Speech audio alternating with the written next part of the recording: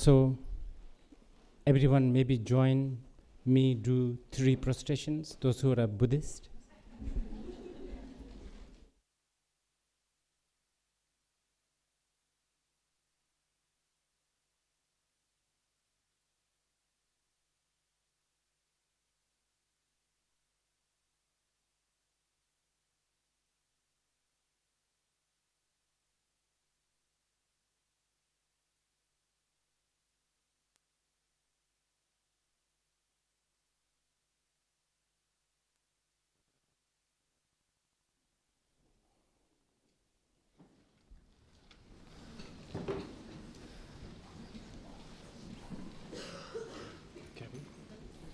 You're speaking.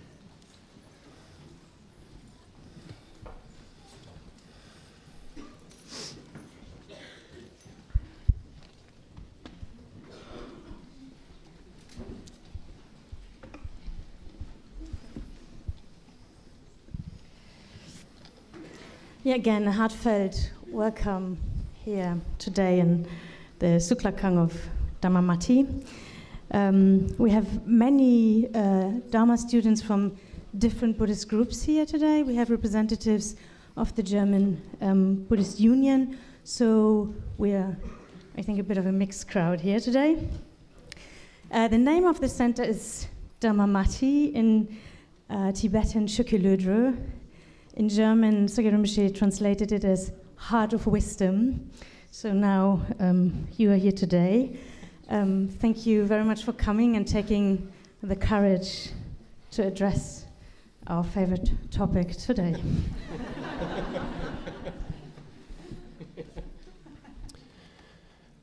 Taking refuge in generating bodhicitta.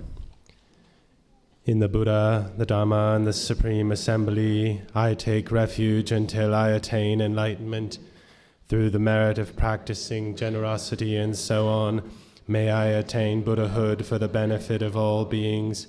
In the Buddha, Dharma, and the Supreme Assembly, I take refuge until I attain enlightenment.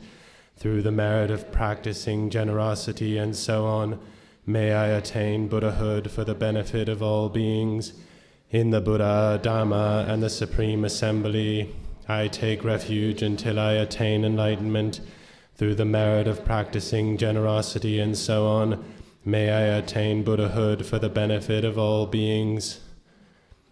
By the power and the truth of this practice, may all sentient beings enjoy happiness and the causes of happiness, be free from suffering and the causes of suffering.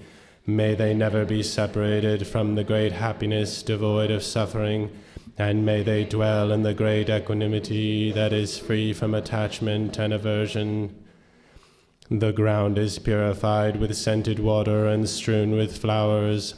It is adorned with Sumeru, the king of mountains, the 4 quarters of the universe, and the sun and the moon. Thinking of it as the blessed Buddha fields, I offer it. By the virtue of this offering, may all beings here and now attain the happiness of that pure land. Tram Guru Ratna Mandala Putsa Mega Samundra Saparana Samaya Ahu. Please turn the wheel of the Dharma. Grant the teachings of the Hinayana and Mahayana to all sentient beings according to their intelligence and receptivity.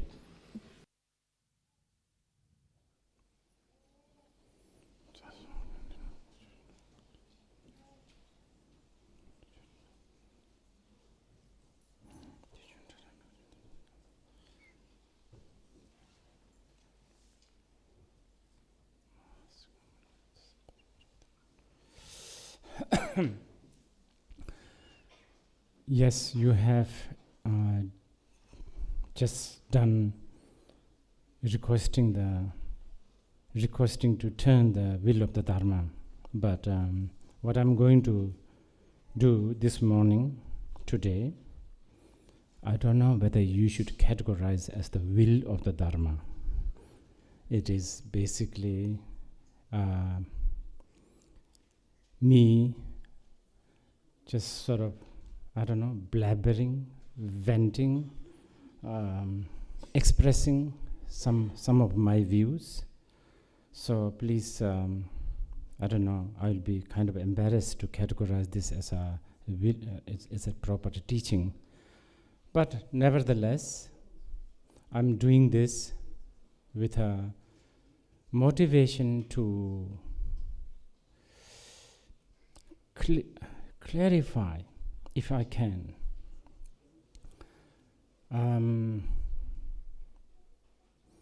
Some of the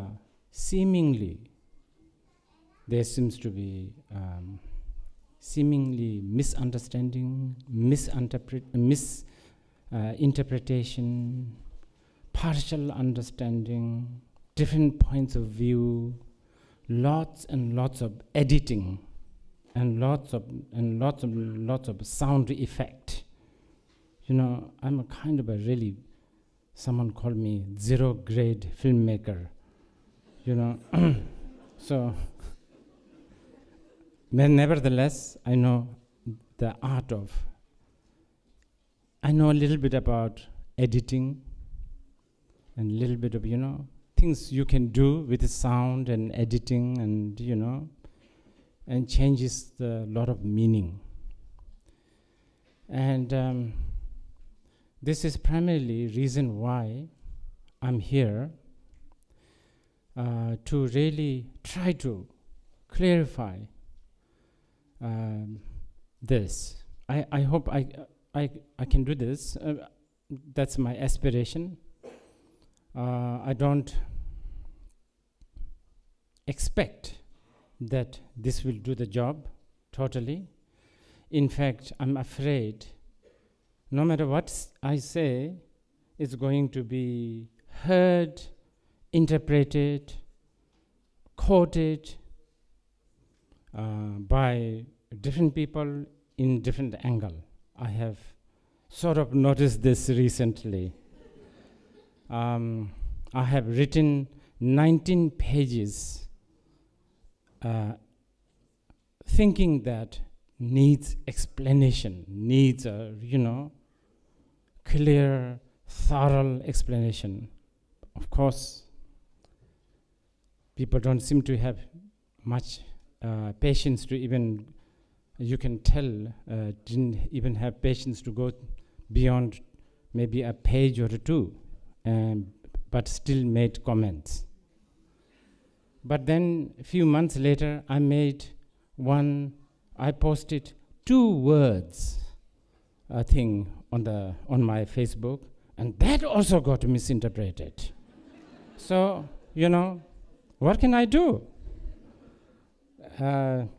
Say a lot of things, you get misinterpreted, you get quoted this way, that way. Say a few words, you got quoted, but, you know, that's how it is.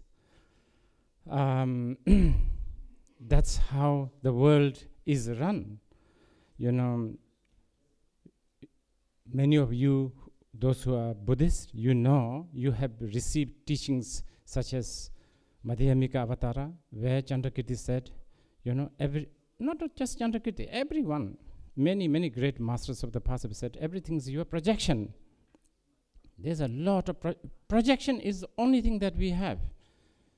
Just recently, I was watching CNN interviewing some staunch Trump supporter, 3 of them. And suddenly I realized the anti-Trump people basically are those who have time to do yoga, those who have time to read things like Guardian, Dostoevsky, poetry, I don't know. Those who have time to come to the Dharma centers, those are basically people, and they have projection. And these 3 guys who are like, they have a totally different projection. It really threw me off. I mean, I can't understand why they can't see through. But, you know, that's their projection. So, but I want to repeat this again and again. My primary reason here, yes, we have an issue. I'm not going to pretend there's, you know, nothing is happening. there is an issue, there is a problem. But my main reason here is to really clarify some of the interpretation of the Vajrayana and its philosophy. That has always been my sort of aim, if you like. Even the time when I was writing my 19 pages. And by the way, when I was writing the 19 pages, I took some time and I did, I put some effort. There was a lot of good matches I have missed writing those. So I have to say, I did my best with my good intention. But that also got heavily interpreted as if I don't care about alleged victims. And this is not true. Of course, I care. And I care beyond normal sort of, like emotional hurt, physical hurt. I care for the the seed of the path of enlightenment of these people. I care for their continuous, spiritual path. I care due to this situation. How many people have suddenly doubted Buddha Dharma in general, especially Vajrayana? And that really, that's, I care so much. By caring, you just don't want to just lend your shoulder to cry upon and, pad and, write few things. You want to do something more. You want to really go to the root of why this is happening. This is no point of just like sound bite. Everybody sort of say the same thing just because it's a good thing to do, like a candle vigils and something like that. You have to really try to tackle the issue. And by the way, talking about tackling the issue, I also thought when the organization here invited me to come here, usually, as many of you may know, I don't go to many different centers and teach and, do these public events. Not so fond of this because, I don't know, it's just not in me, so to speak. But when I received the invitation, the first thought was, this is a good chance. People are now paying attention. What the issue that has been raised, the disappointment, the hurt, whatever that is being raised, I don't know whether you will understand what I'm going to say. This alone shows that how much the West really have come inside the Vajrayana. People actually, that shows that people do care. So here I find this is really a good chance where we can actually talk this. Maybe people, as I said earlier, people may end up misinterpreting again and again. I'm sure very much. From tomorrow, I will be already quoted. And, it's difficult also. For me to express everything within 2 hours is very difficult. But this is an opportunity to discuss. It's such a, human beings, we have to learn through mistakes. And there is lots of mistakes. Yes, and I will try to cover some of the misinterpretations. And also, I have received so many questions which I can't really go through all of them, but I'll try to cover as much as possible.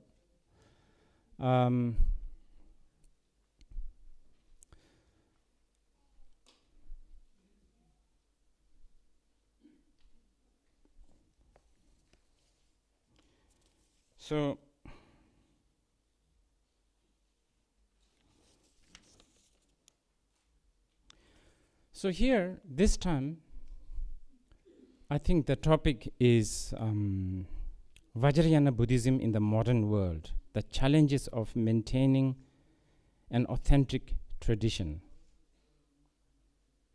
And what is unique about the Vajrayana tradition, Vajrayana Buddhism in the modern world. This is good. We need to discuss this one.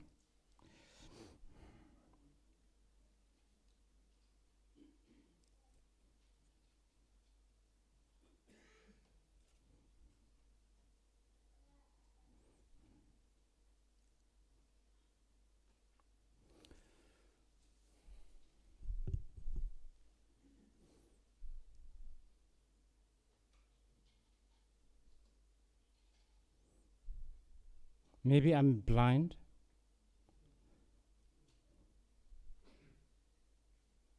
But to me, generally Buddhism, especially Mahayana Buddhism, and most especially Vajrayana Buddhism, is almost like a custom made for the modern people. What is modern? I was looking at the definition of modern this morning.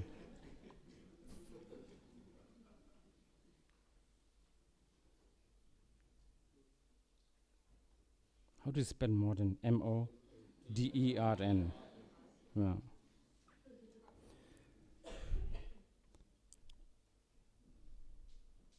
Ahead of the times.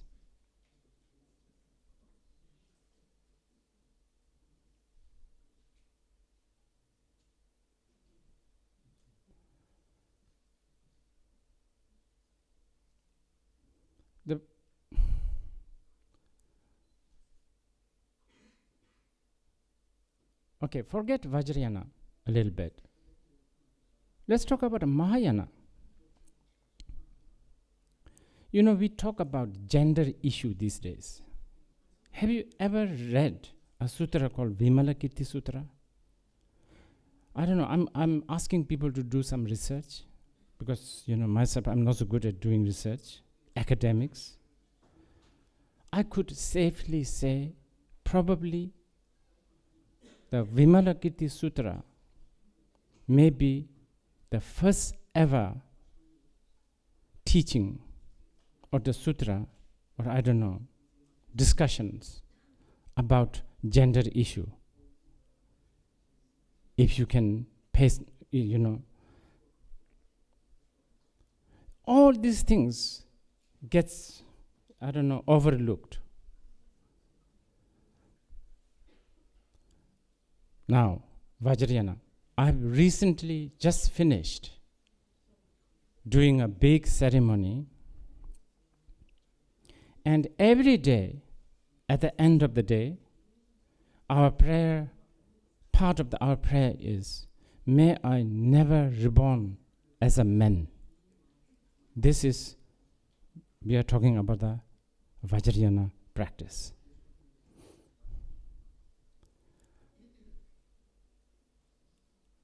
I'm talking about Vajrayana Buddhism in the modern world. If there is one system that is adaptable to the modern thinking, it has to be Vajrayana. This is how I think. Probably I'm blind. We can discuss this.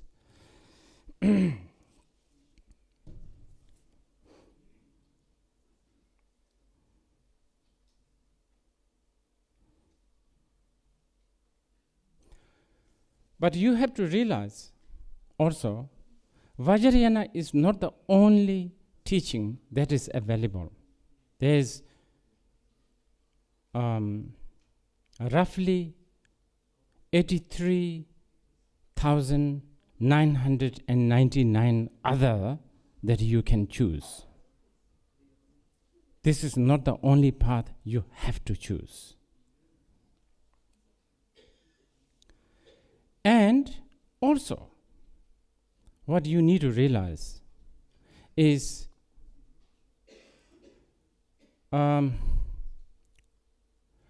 so many of the Buddha's teachings, there is a lot of paradoxy. Often you will find seemingly contradictions. What is taught in this sutra is different from this sutra, so on and so forth. And this, by the way, is never seen as something to be embarrassing. For a Buddhist, they see this as a amazing, wonderful, this paradoxes. And I have used this example. There are teachings where Buddha taught. A lot of his teachings, he did not even really meant it. I call it Cinderella teachings. And why do I call them? Because if your baby is not sleeping and the baby needs to sleep, what do? You tell stories. Why? Because sleep is important. If the babies don't sleep, then both mother and maybe the baby will get sick. So you tell stories. There are so many teachings like that. There are teachings that he taught that he really meant it, such as Vajrayana Sutra.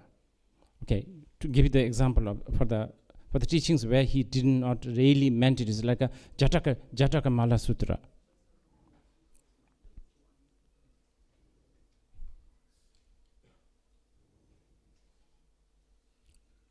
Probably I should explain this a little bit more.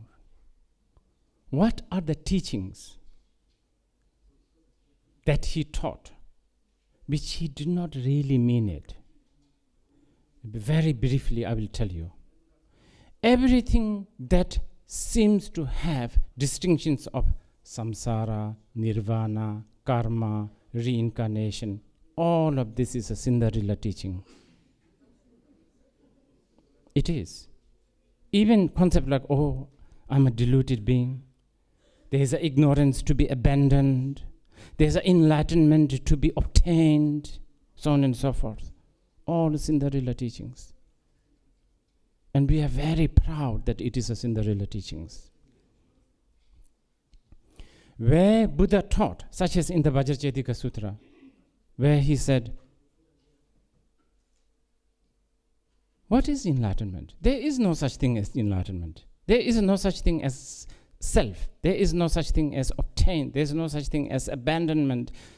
So on. Even the Zen masters, they even dramatize this by saying, if you meet a Buddha in the street, you kill him. He meant it, those teachings. You see? So how the teachings actually are diverse, and they are necessary. Just as I give you the example of the baby. You have to have that.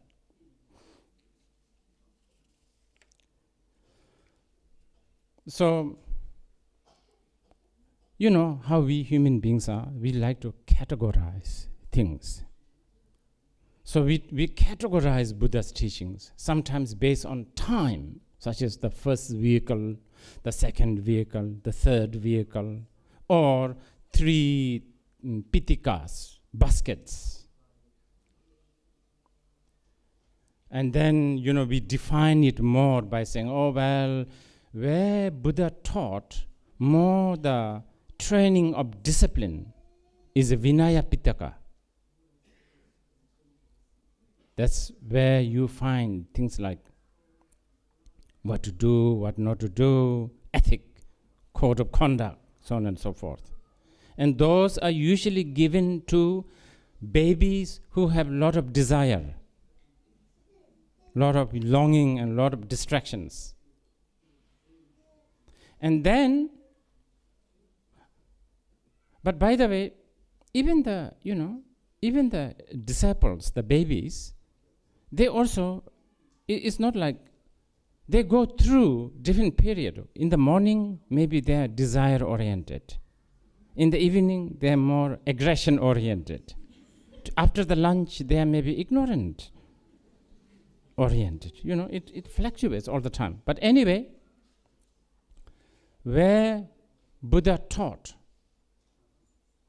more the training of calming the mind, training the mind, so on and so forth, we categorize this as the basket of sutra, where, mindfulness, so on and so forth, is found there.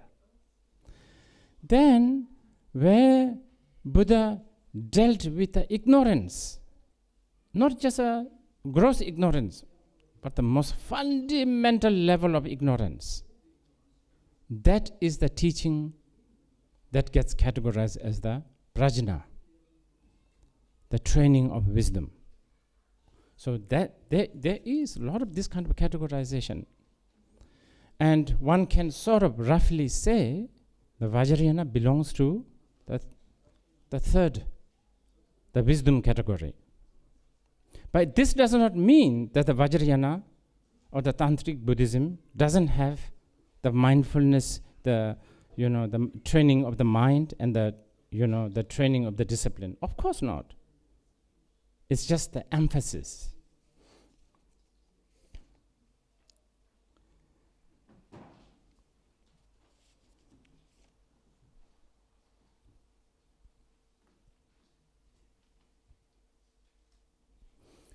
Now, I'm still going through with this, the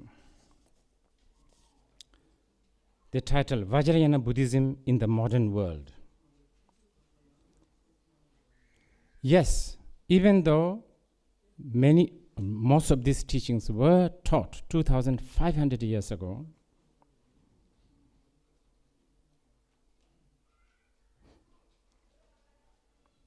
it is still relevant. And as I said earlier, Vajrayana is more relevant than many other teachings. Few reasons. Why? Modern people cherish critical thinking. Isn't that one of the modern, attribute?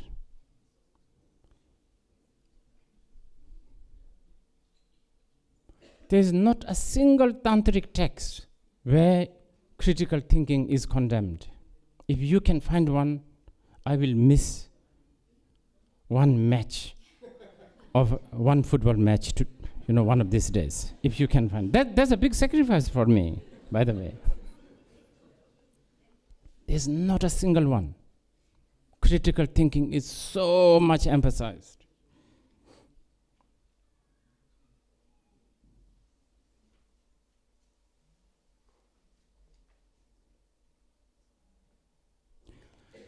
In fact, Vajrayana is so, sophisticated in its critical thinking. It's even very critical and skeptical towards things that are conventionally agreed and conventionally accepted. This is where we go little bananas. You understand what I'm saying? Because, most of us so-called critical people, critical thinker, we are critical thinker only to the certain level. Anything beyond, you could lose job if you go beyond. Especially in the atmosphere of politically correctness and I don't know, all kinds of things. If you put some attention to the tantric philosophy, the width and the depth that Vajrayana digs and how should I put it, deconstruct through the critical thinking is just so amazing.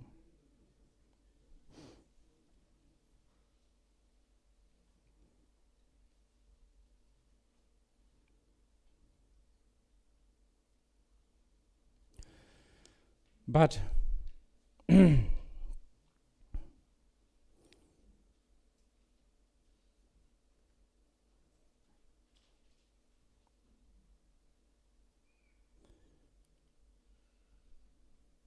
this precious wisdom of Vajrayana, but not just Vajrayana, actually, now I would say even Charvakayana, all the Buddha's teachings, but probably more so the Vajrayana teaching,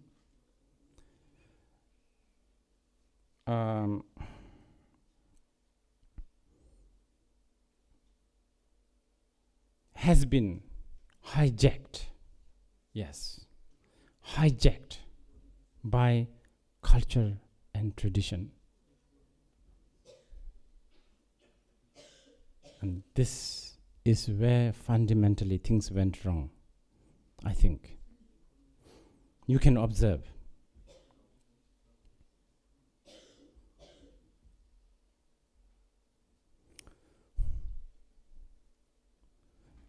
I use this example all the time. If I want to have a tea, I want to have tea, then tea is really important. Cup, not so important. Of course, it helps, afternoon English tea, high tea, how the, what do you call it, saucer? And how the napkins are pressed or not pressed, or all those things, yes, does create the atmosphere. But the tea is the most important. That's what you drink, not the cup. What happened and what is happening, and I'm afraid this is still happening and this is still going to go on for a long time, is many people put so much emphasis on culture, tradition. And the main culprit of this is Tibetans. We are talking about Tibetan Buddhism, isn't it? But actually, after saying that, I must say, I think the Thais are doing that too. Burmese are doing that. I have recently noticed this myself.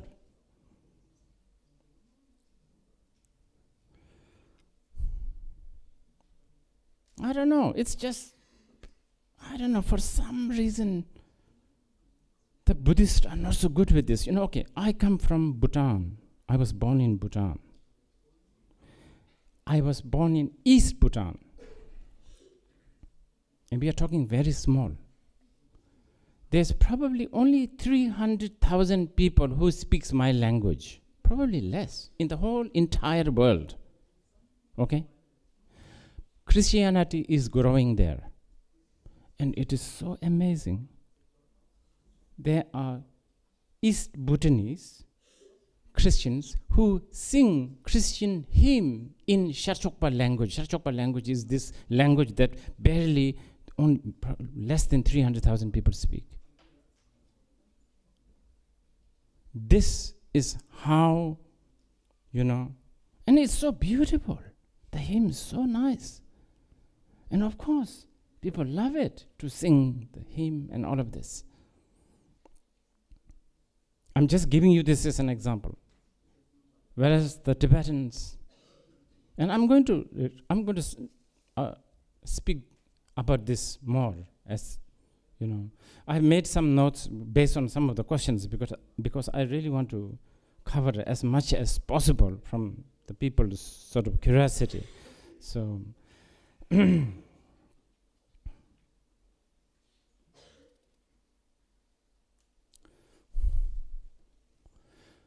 I guess you can have a little bit of a sympathy towards the Tibetans by thinking, oh, well, those people, recently their culture, their very existence gets shaken up a little bit. So it's sort of understandable that all they think about is their culture and their tradition. But the thing is, as I give you the example, Tibetan culture, Tibetan language is not Buddha Dharma. But many times, Tibetan lamas, and I am myself a culprit, I have to say, we insist others, non-Tibetans, to put, and I have to say, I have seen this, they put more emphasis in the Tibetan culture than the Dharma. 80% Tibetan culture, 20% sort of here and there Dharma. Not good. You know why? Because no matter how much, how hard you try, you guys, wear Tibetan robes, eat Tibetan food, speak Tibetan language, chant Tibetan chanting, I don't know, act like a Tibetan, stick out your tongue, so on and so forth. No matter what, how much you do, in this life, you will never ever become Tibetan. Impossible. Impossible. But if you try to do a little bit of mindfulness for noble truth, so on and so forth, possibility to get enlightenment is much higher than becoming a Tibetan.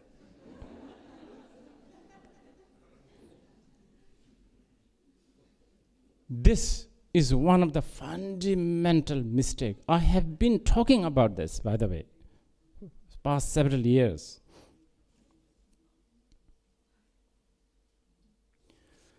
The tantric wisdom itself is timeless. Tibetan culture is time-bound. What is now treasured as a Tibetan culture, once upon a time, it was a modern thing. Not at all important.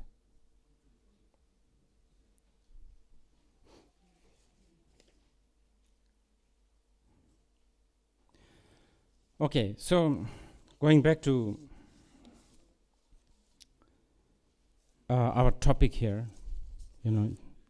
please someone sort of align me to the topic, if I get carried away by many, many other side tracks. What is the unique about Vajrayana tradition, and how can it best be practiced in the modern world? That's what is the unique about the Vajrayana? Oh, so much. How do I begin? Okay, let's choose one of the most politically correct and so romantically nice sounding word. Non-violence. Should we choose that? Shall we talk about non-violence?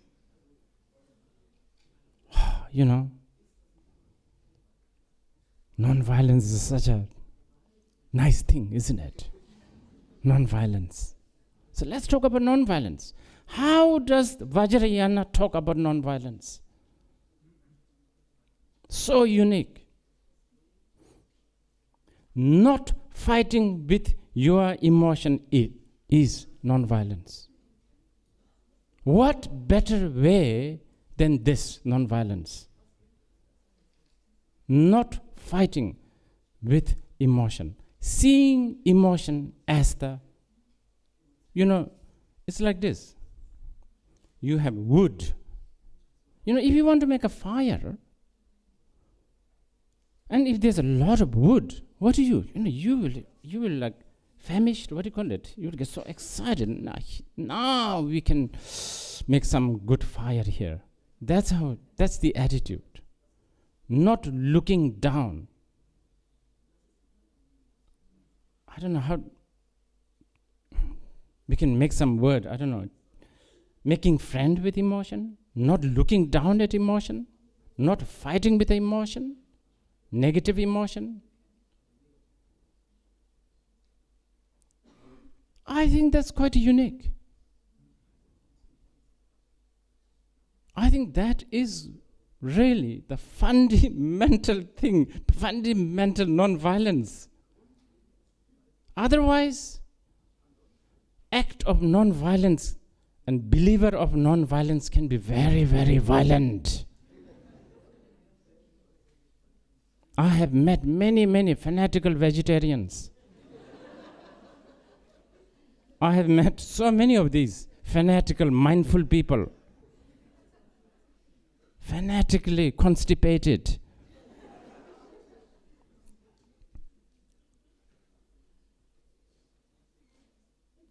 Okay, talk about what is the unique about Vajrayana. Non-violence, okay?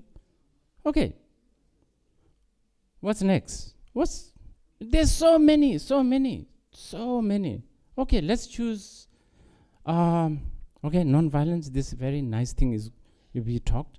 Now, another thing, confidence. Let's talk about confidence. Isn't that what we want? Modern world, alienation, feeling depressed, feeling useless. Everybody needs confidence. We all want to be confident. Isn't that the key? Okay, let's talk about confidence.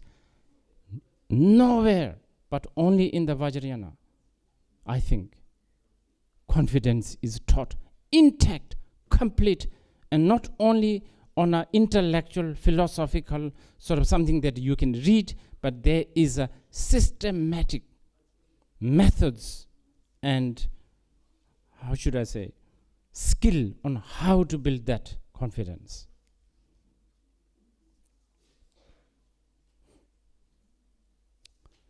How? What is the confidence? What do we mean by confidence in the Vajrayana?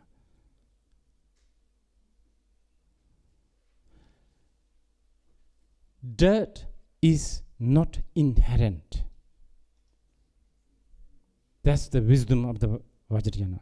Dirt is not inherent.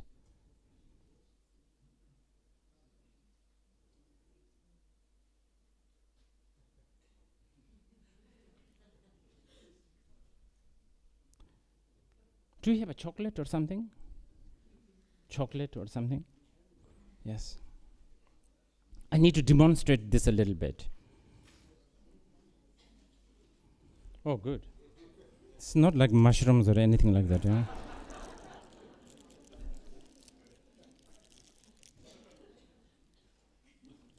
So,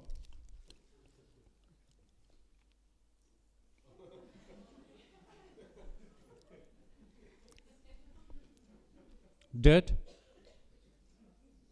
But I'm confident. I'm confident to do this. Do you know why? Because it's a temporary. The actual cup, inherently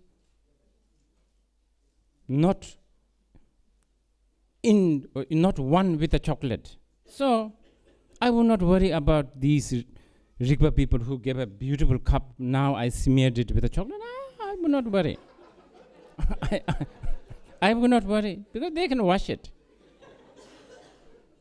And let me talk about this a little bit more because this is quite an important.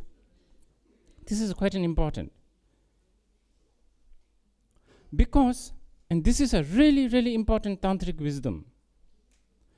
Many times, especially if there's a lot of dirt and we have never seen the spotlessness of the cup, days after days, weeks after weeks, years after year, this thing can happen that, oh no, I will never be able to do this. You understand? But if you have the knowledge that, yeah, but the cup is never become chocolate, then no matter what, the chocolate can be smeared here for 1 billion years. You can still be confident. This is the Vajrayana. This is what Vajrayana is talking about. Vajrayana is talking about you are deity. You are Buddha. You are the mandala. Your body is the mandala. Your speech is the mantra, so on and so forth. That's one of the unique quality of Vajrayana. I'm just making, I'm not complete. These are very small We can, if some other time maybe we can elaborate this for, just on that what I just talked about, Mipham Rinpoche wrote 70 pages from all sorts of angles. No, he didn't. No, of course, no. He wasn't talking about the chocolate in the cup. He talked about the basic goodness of the human being and the Buddha nature and the mandala, so on and so forth.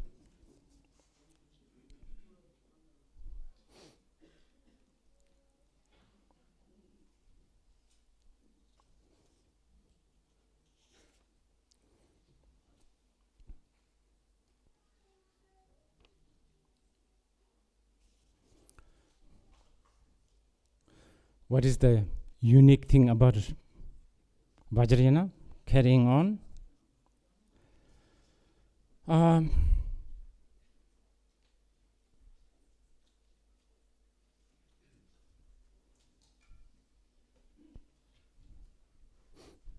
We will elaborate this part a little bit later, but for now, do you want something non-dogmatic? Okay, Vajrayana is it. Really. The Vajrayana cannot become dogmatic. Why? Very simple. Because Vajrayana says negative is positive. How can it become a dogmatic? Or problem is the solution and the solution is the problem. That's what the Vajrayana says. So how can it ever become dogmatic? Impossible.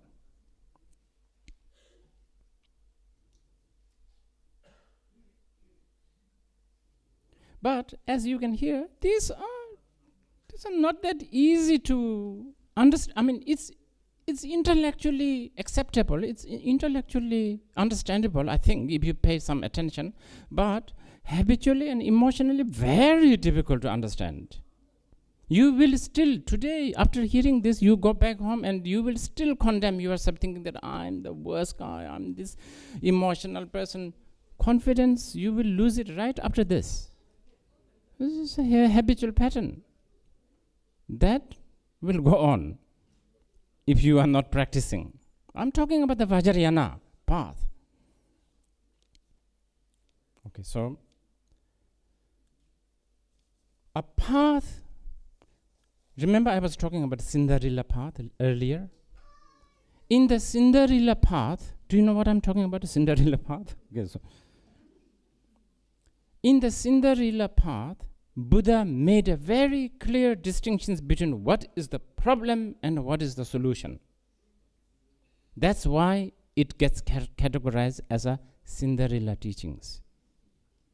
When these two gap becomes smaller and smaller and smaller and smaller, when the problem and the solution has no gap, that is the teaching he meant it. It comes into the category of that. And this cannot become a dogmatic. Impossible.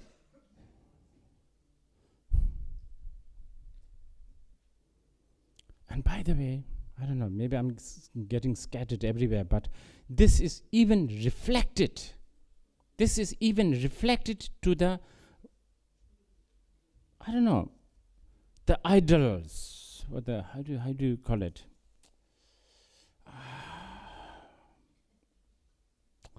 I know. Let me say, okay. This is even reflected. Okay, I'll say it here. In some of his teachings, he made people shave their hair, as if the hair is in some sort of a interference to the enlightenment, or some sort of, you understand? Monks, they shave hair. On the other hand, he has also taught to, and there are people still today, Whether they are genuine or not, we don't know. There are people who are so paranoid about losing one lock of hair, and they keep hair. Yogis, So, hair or no hair, both accepted. This is the beauty of the wisdom. Please don't lose this if you are a Buddhist. So important. Also, as I was talking about the idol, like if you're looking at the Thangka, the Tibetan Thangkas I don't know. Anyway, Buddha has followers. There are followers like Shariputra, Ananda is your model for this serene looking, gently walking, smiling, who says hi, you understand, who behaves well. And we venerate them very much. They are, they are the idol for the certain ethic. But have you noticed? Buddha also has disciples like a Manjushri, Avalokiteshvara, earrings, nose rings, probably driving limousine. Well, maybe not limousine. Horse, they have horse, they have elephants, they have snow line. And there are Buddha's disciples who looks strange, like Telopas, Naropas. All accepted. Do you know why? Because it is non-dogmatic path. I think it's important, these things. Carrying on with, uniqueness of the Vajrayana. A little bit more uniqueness. What other uniqueness of the Vajrayana? Infinite methods. There is no limit to the methods. Believe it or not, even me sipping a cup of tea, if I do it properly, and if I do it correctly, with the right motivation, right concentration, all of that, in the Vajrayana, there are teachings that says it is more important, it has collected more merit by yourself, not other, yourself sipping a tea. You collect more merit than inviting 3 million Buddha for lunch for 3 months. The figure I'm not so sure, but something like that. You understand? But all this, I'm not making it up, really. You can refer to tantric texts. I know there are people who are saying that I'm this traditionalist, conservative, fascist, whatever. I don't know whether I'm that, but I think it is important to always go to the source, the text, and then work on that.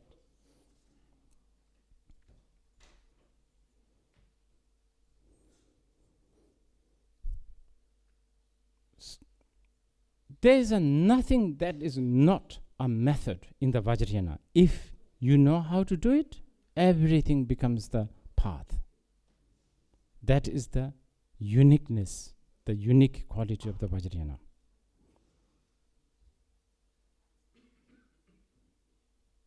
Okay, one more, just one last. I know there's so many, but one last.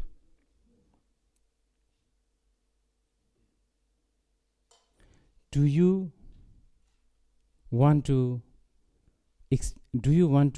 have this no pain, all gain? Or you are so practically minded, you say, oh no, no pain, no gain. I don't know. Secretly, I'm sure you long for no pain, all gain. But your habitual mind pushes you to,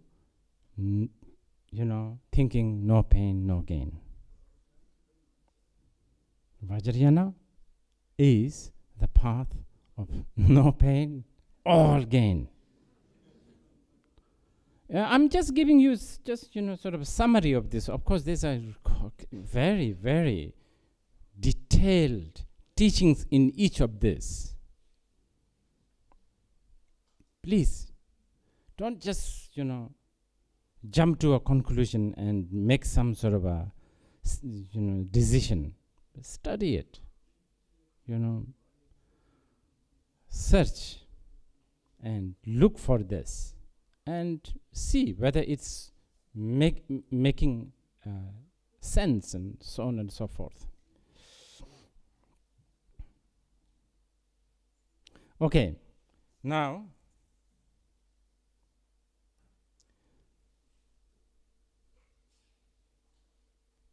the second portion of the question is, how can it be best practiced in the modern world?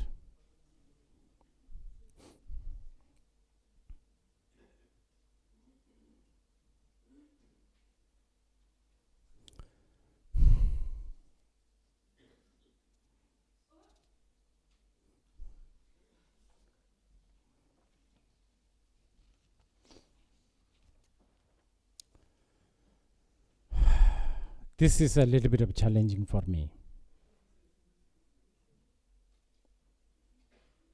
And this always frustrates me a little bit.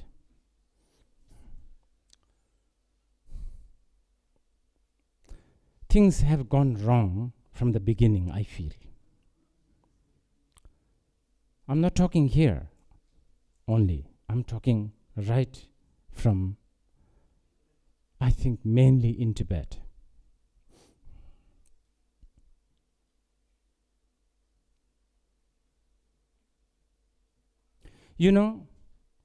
Concepts such as guru devotion, guru yoga,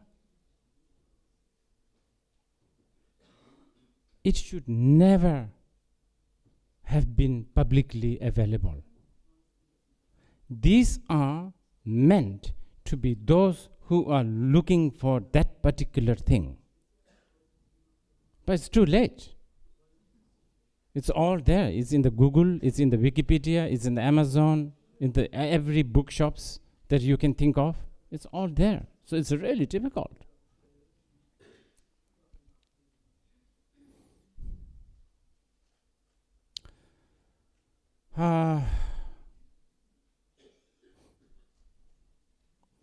In Tibet,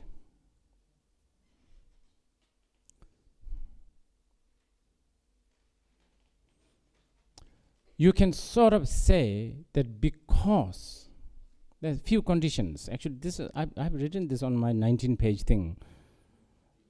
Because everyone is sort of Buddhist, culturally Buddhist, and also remember before 40s or 50s, nobody was there.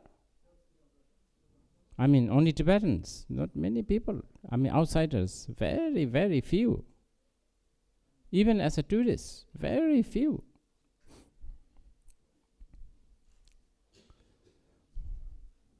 And somehow the Dharma ended up becoming part of the culture in everything. In paintings, part of their day-to-day. It's a good thing.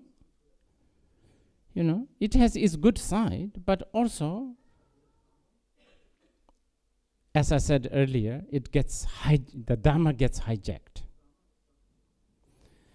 But anyway, it sort of worked in Tibet, I would say.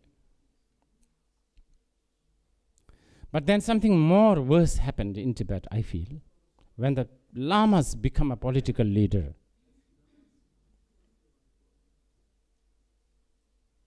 Things really went down the hill.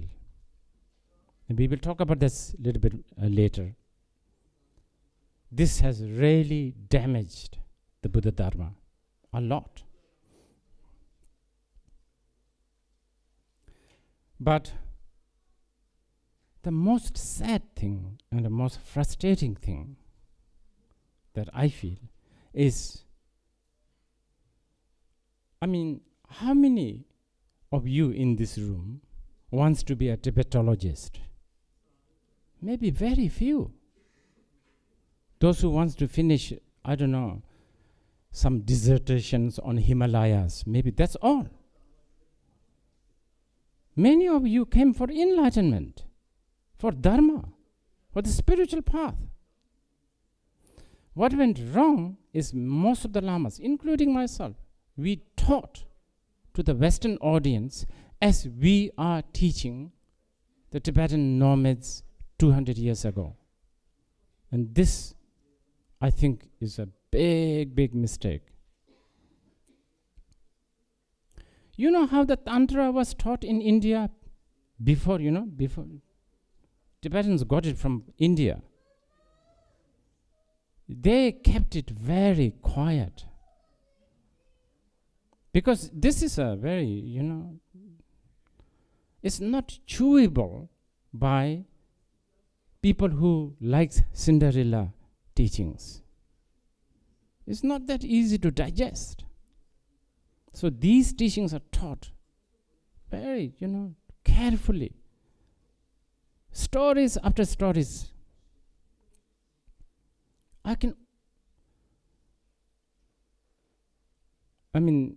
Let's say Guru Rinpoche, Pema Sambhava, when he came to Tibet, it's clearly written in his life story that he never told his students in Tibet, to the kings and the queens, he never told his guru's name for many, many years. He refused. They said, okay, when once he was asked, who's your guru? He just stood up and left. I think like several times, only several times, when people pushed him and requested him, he sort of said, are you sure you really want to hear this? And then finally he uttered the name of Shri Simha. These stories have a lot of profound teaching here.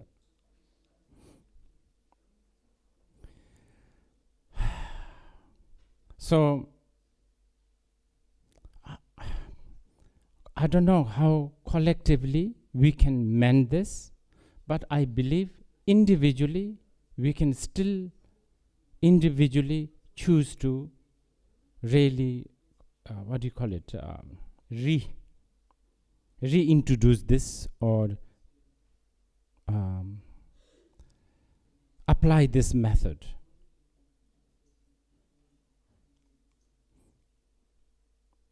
But as I said, this is the unfortunate part, how Tibetans, because it is really unfortunate. Thinking about it makes me, feel so,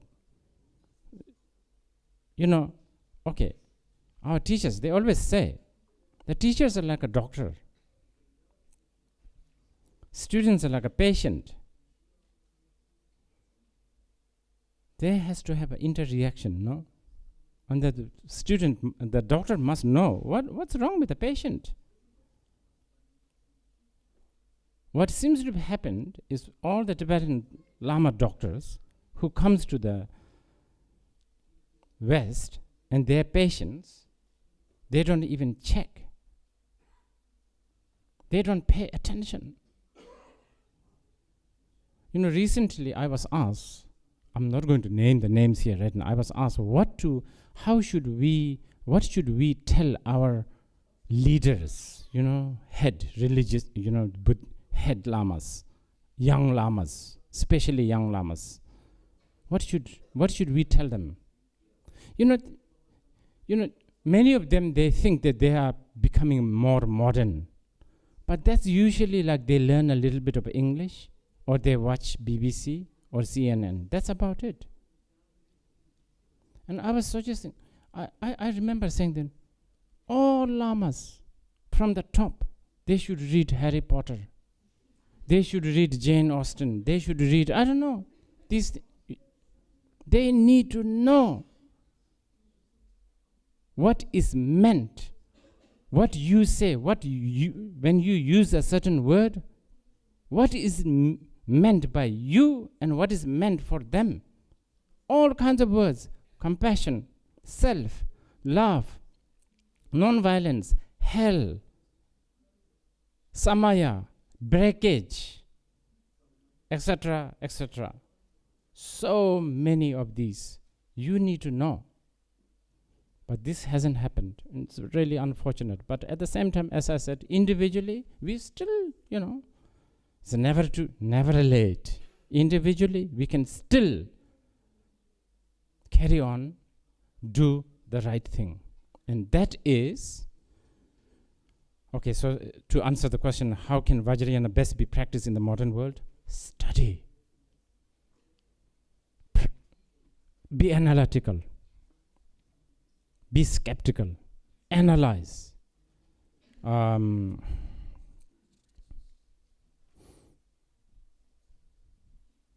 Have all the right preparation. So crucial. Absolutely. I know, but I have a sympathy.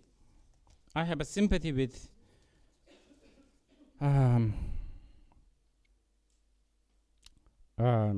so far what has happened, the way, how the Buddha Dharma sort of slowly get rooted into the West, the way is flowing. There's what I'm saying is the lack of preparation. I have a sympathy for both sides. I feel, students also get excited when they see a mandala. Oh, there's a sand powder mandala. And the monks, they dismantle it afterwards. All these are exciting to hear. And this tantra, and then that gets connected to some other business. And then, it's so juicy, So there was a lot of rush decisions from both sides, student and the teacher. But I have to single out the teacher because they are supposed to know better. They should give a warning. They should really, say no. And yes. So, study. Be analytical. Be really thorough in yours as much. And study what? Sharvakayana, Mahayana, Madhyamika, Uttaratantra, Abhidharma, Prajnaparamita, all these texts. Because every major tantric text, such as the He Vajra Tantra, mentions that. It says, in the He Vajra Tantra, it says, a student must first learn Vabhyashika school of Buddhism. Then he should be taught Sautrantika Buddhist view, so on and so forth. So important.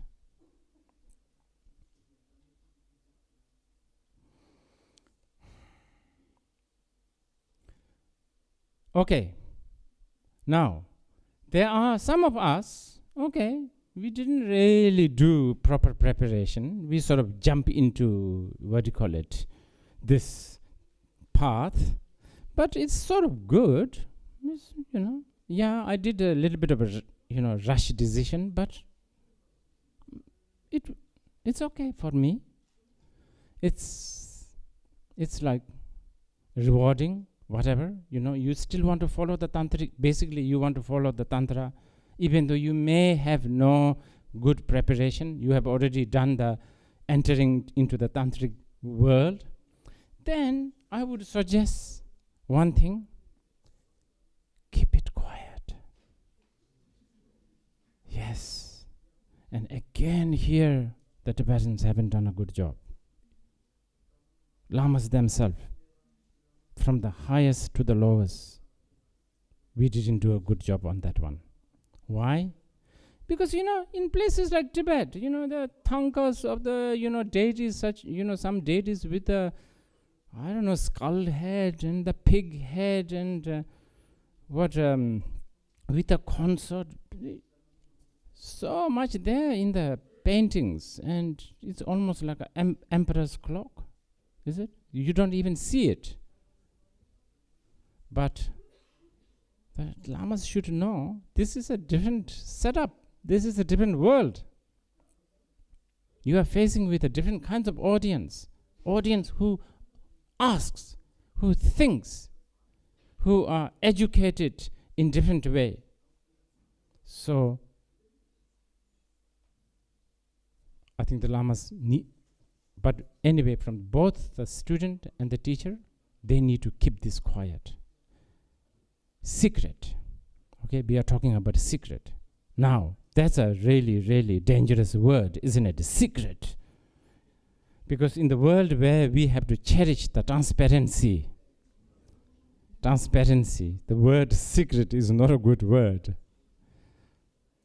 I know this. But I want to explain this a little bit before I go to the next one.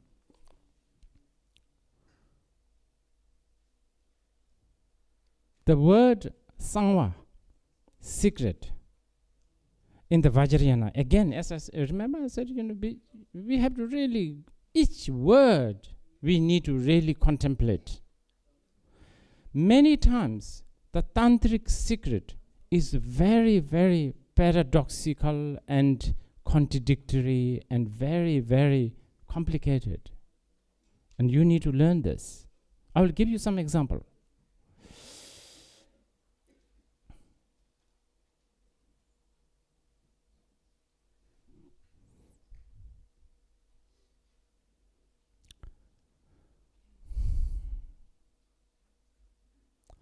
Okay, one.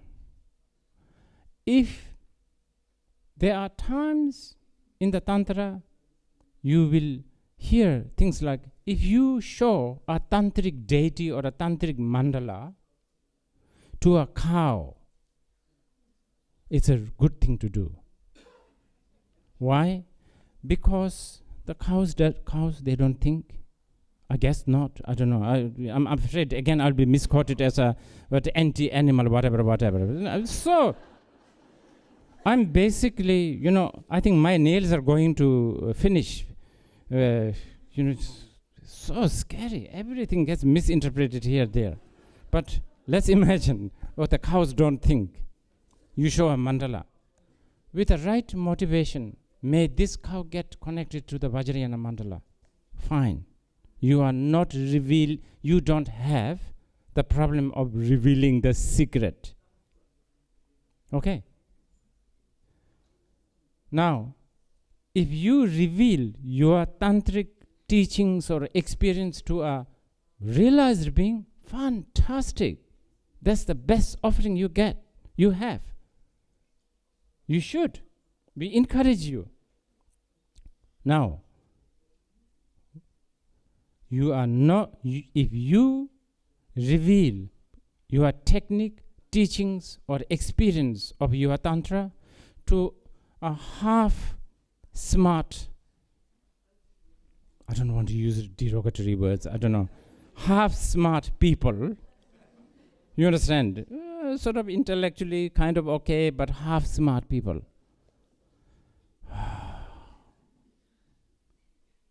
If you are fortunate, they will keep quiet. Most likely, they will like to make a comment. And when they make a comment, this comment will stay in your head as a concept. And the concept is so difficult to delete. It's not like your app that you don't want, that you can just push it into the trash. So difficult.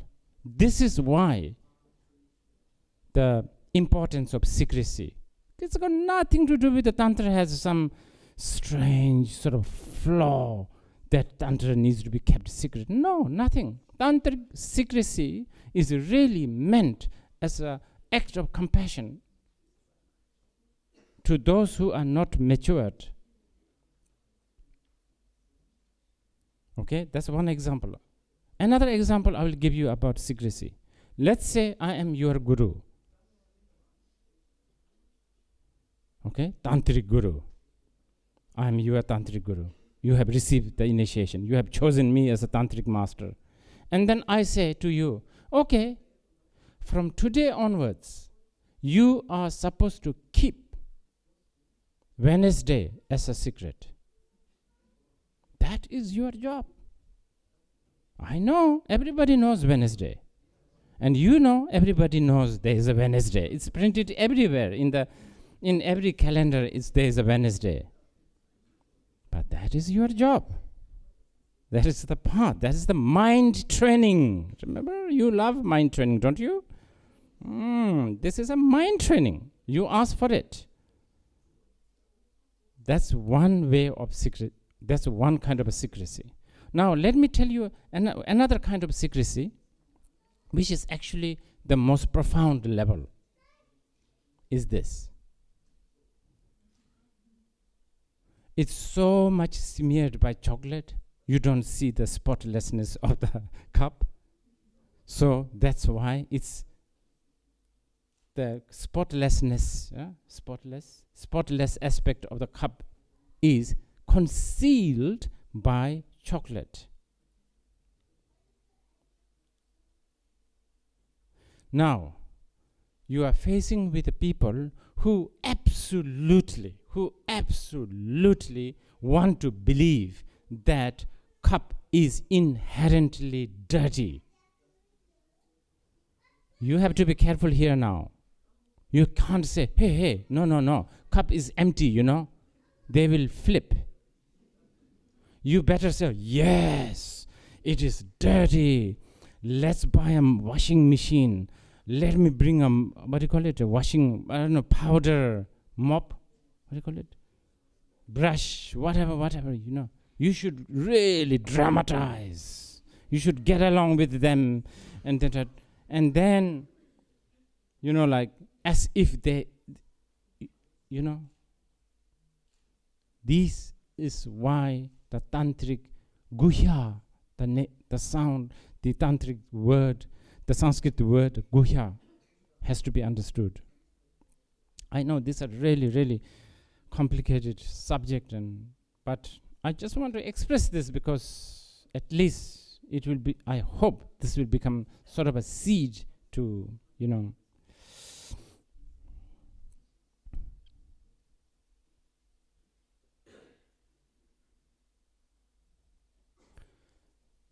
Remember, how can it best be practiced in the modern world? That's what we are talking here. And I've already said, study, keep it quiet, and what's next? And there's many, just few. Next, don't misbehave. Gurus, students, they misbehave so much.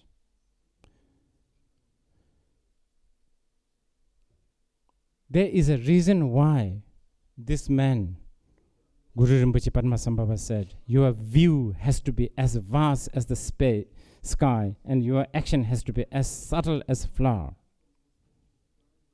You are supposed to behave. Do you know what my gurus have told me? You have to practice outwardly, you have to practice such as a Sarvakayana people. Ethically correct, soothing, inspiring, gentle, serene, all that look. Chisothar, nang changsem. Inwardly, okay, I'm talking about how not to misbehave, okay? Inwardly, you keep the bodhicitta of the Mahayana. So outside, you look like a Sarvakayana people. Inside, you are filled with the bodhicitta of the Mahayana. Secretly, only secretly. Okay, just give you an example. let's say, and this happened, I know. His name is Lama Gelek, by the way. He's a really good monk. I'm talking about Bhikshu, the Vinaya monk. And we used to tease him a lot, and we were so bad, good monks, good nuns, we are always teasing them. And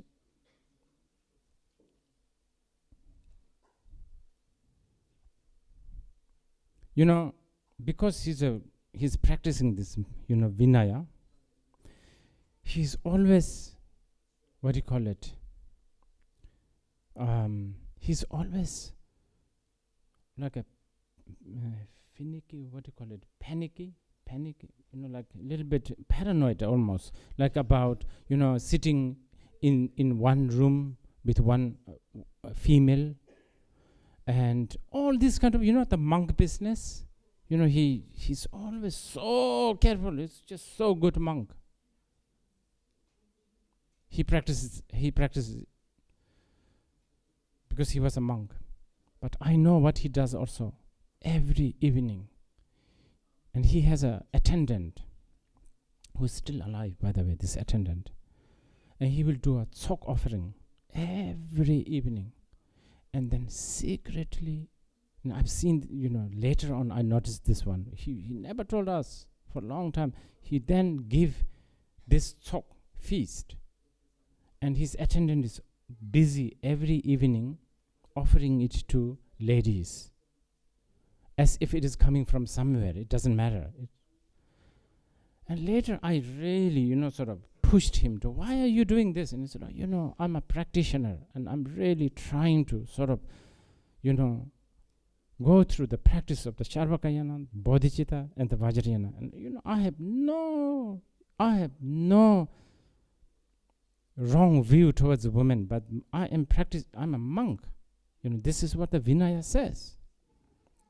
But sometimes my emotion of having desire also happens, but more than that, he says, this paranoia of needing to keep my monk's vow ends up sometimes acting very inappropriate, he says, and this is really not good because, all the women are none other than the Dakini, and this is really not good for my Samaya. I think it's a really, really good example, I would say. And there are so many people who does like this. So, outwardly, Vinaya, or the Sharvakayana way, innerly, Mahayana, and secretly, Vajrayana.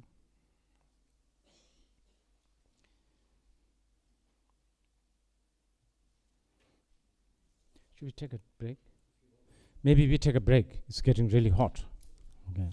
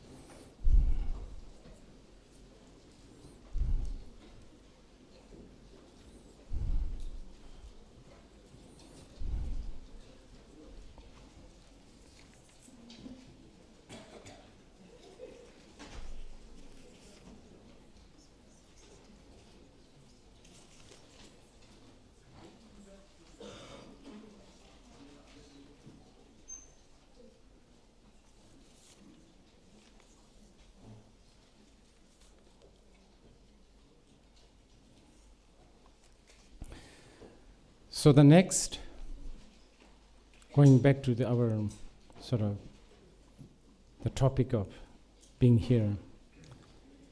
In the face of current political and special trends, how can misunderstandings of the Vajrayana path be avoided?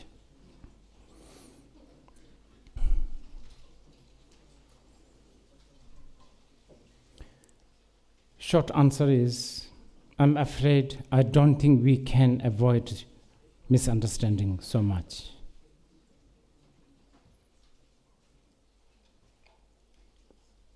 Misunderstanding of the Vajrayana is nothing new.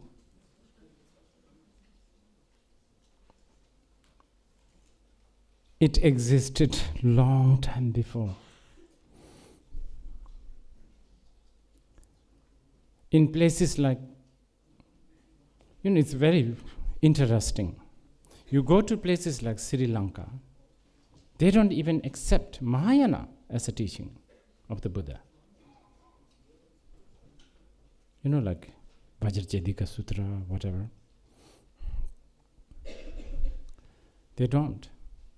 But then the Mahayana countries like Japan or China, they don't accept Vajrayana as a teaching. This existed long before. This is nothing new. And there are many reasons for this.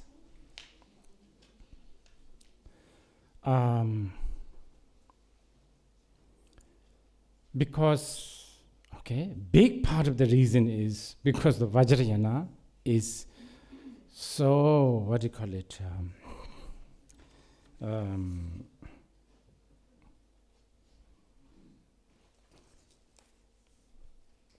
out of the box, I guess, maybe the word is the out of the box.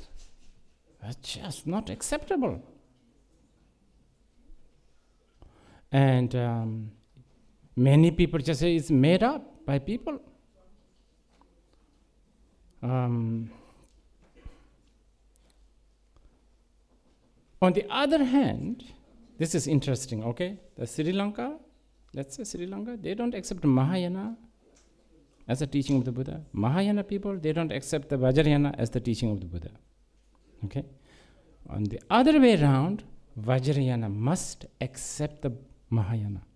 Without the Mahayana, ground of the sort of foundation of the Vajrayana is finished.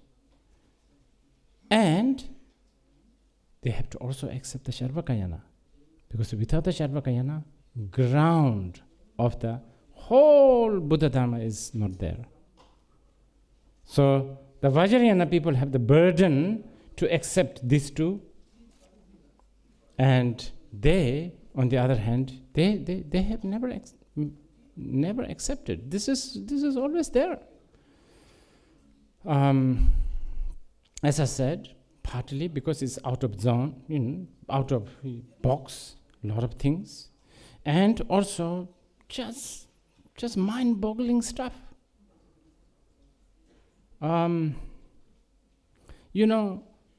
Talking like emotion as the path, it won't go down very well in a monastery. You understand? It doesn't. And arguing like, didn't Buddha teach emptiness? What's the difference between hairless or full hair? Isn't that both concept? Let's go beyond. We won't go very well. Remember, I was always talking about the Cinderella category? You can't push this.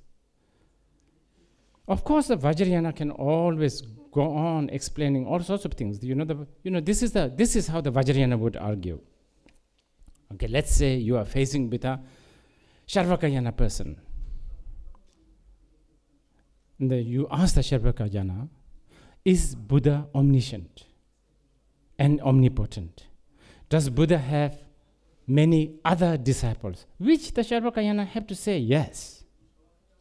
They have to. Many of their sutra also ends with, gods and the Gandharvas and the Nagas, they all applaud and they all rejoice and so on and so forth.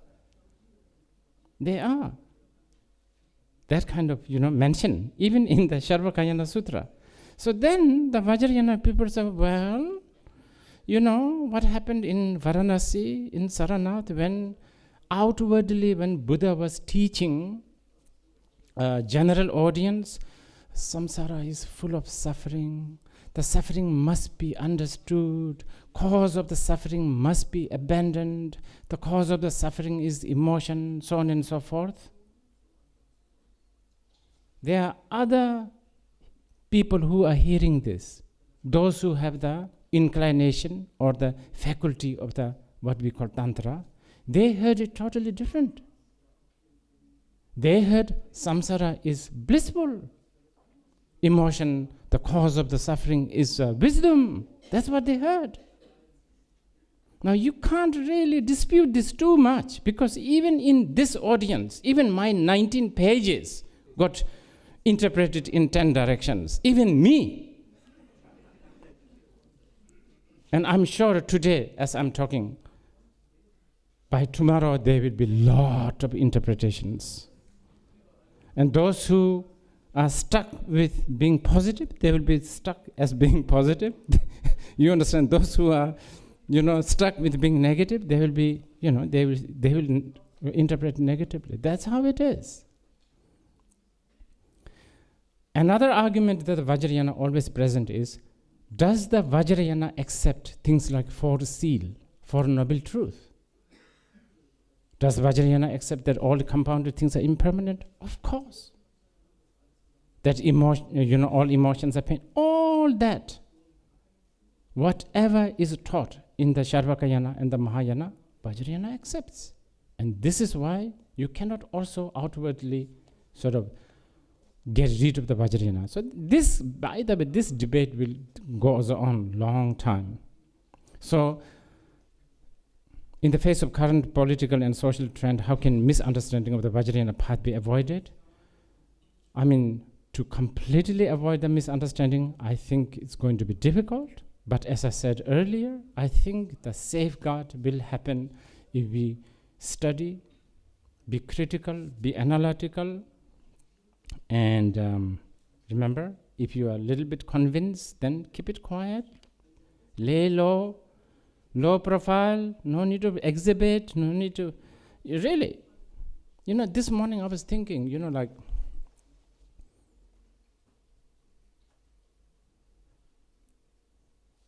Tibetan Guru comes, trumpet is blown, the scarf, and even his shoes gets taken off by 10 people.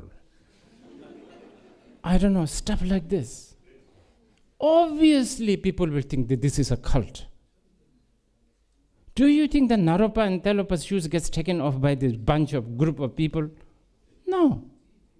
All these teachings happen in a cemetery, somewhere, some in the bar, some in the prostitute house, some in the forest, some on the top of the mountain. Nobody knew what was happening. So this is why I keep on blaming us, our Tibetan way of doing things. I've told this recently to people. A few years ago, I was in Varanasi, just roaming around, and I like the Shiva Tantra. The Shiva Tantra is very profound, and then somehow I bump into this Shiva practitioner. It's really good. So I was so attracted to him. He's so just so majestic. And anyway, finally I asked him, I want to learn about Shiva Tantra. Would you give me the teachings? He said, yes. Very short word, yes. My normally, I thought, so when should I come tomorrow? Or today, when? Like that. He said, first, for 3 years, you have to come, you have to stay in my house, and you will not receive any teaching, you just have to do my household work. I have to say, I was sad, full of sadness, full of joy. I don't know, wow. Such things exist even today. Even today, in today's day and age. To me, he exhibited, he's a really good tantric practitioner. Because he could make fortunes from me, you know. Oh yeah, I will teach you. Come this afternoon, 4 o'clock. The course is going to, cost you every hour $10 or something. It's nothing like that. I'm supposed to serve, you know. It threw me off. That's how it used to be. So that one didn't happen. And I keep on coming back to this. So then this relate to this, question. We have this question: is Vajrayana feudal and outdated? I want to just discuss this on a little bit. Recently I was reading, because this is I thought, finally people are going to pay some attention. Finally people are a little bit, bothering about this. So I read it here, there, and I found two. One is from Stephen Batchelor, who wrote, "In Tibet, the doctrines and the practice of the Vajrayana were merged with the feudal structure of power. The problem is systemic. It lies in the synergy of tantric doctrines and feudal structure that allow a teacher to legitimate abusive behavior to himself and his students." And then in similar, another, I think quite, respected scholar, Ian Baker, he said, "Vajrayana in the 21st century inherently aligns itself adherence with socio-cultural ideologies of pre-medieval India and feudal politics of China, Mongolia, and Tibet."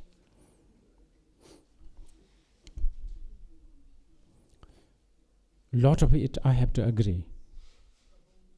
As I have been explaining, they are right. Lot of this.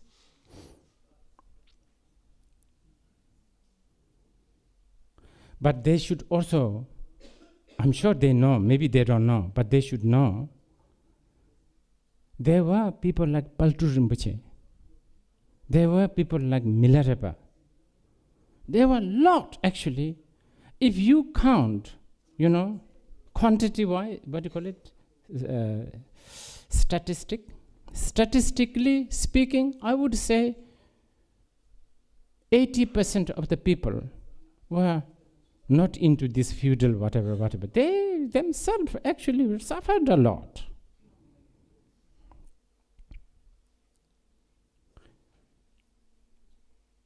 Most of so-called the great masters that we always try to emulate, they didn't have ranks. I know it's so frustrating how the Tibetans are so in love with words like His Holiness, His Eminence. This is something new. Ranks given by Chinese, Mongolia, all of this. But many great masters, they didn't have that. Majority of them. And this you need to know.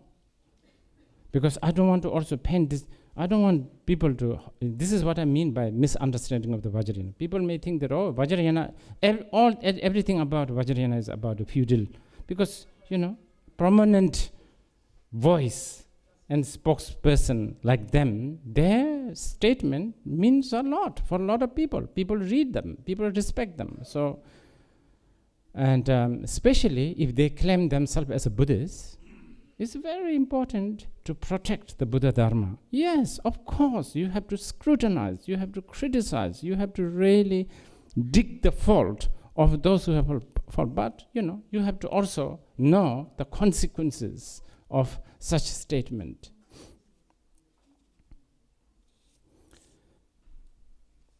And this is not only the case in the past. Many of you know Ala Zenkar Rinpoche. Does he have any rank? No. He is probably one of the one person that I trust the most. So knowledgeable. He looks like this old Chinese dumpling seller. We don't even know where he is. So learned, so respected. If you were to ask me, is there anyone who I am in awe of? Not many, but he is one of them. When I see him, I get nervous because this man is authentic. Authentic people, genuine people shatters me because, suddenly, I better behave. Because these guys are special. They have no rank. So it's not always like this. And I myself, under my, caretaking, right this very moment, even as we speak, there's about 500 monks and nuns doing lifelong retreat. So it's not just sort of, like cultural, feudal, like that. It's kind of important that you know. But anyway, the next, I think we will quickly try to do this, and then these few questions. What safeguards can be put in place to protect the sacredness of the guru-student relationship?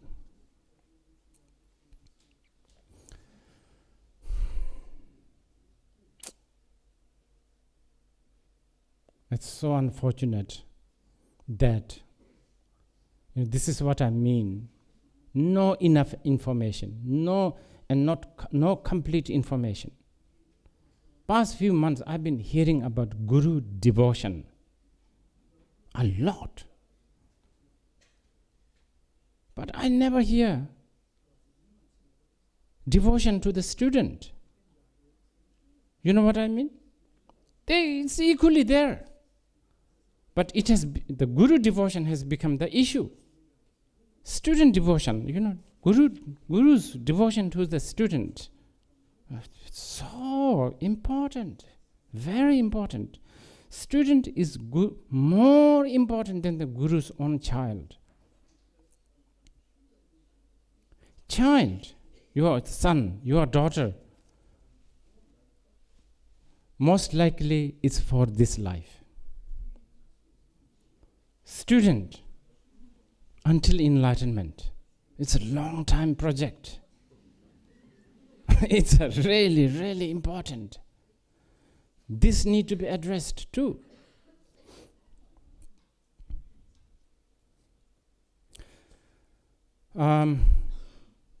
Okay, but to begin with, the word guru, Indian word, Sanskrit word, which by the way, in India, the guru refers to a lot of things. It refers to even sometimes taxi drivers, or it basically whoever is giving you some sort of instruction.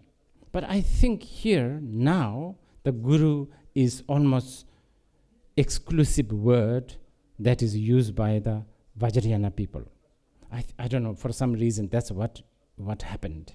So I think whenever we are talking about the guru, I think we are assuming that we are talking about the Vajrayana related guru.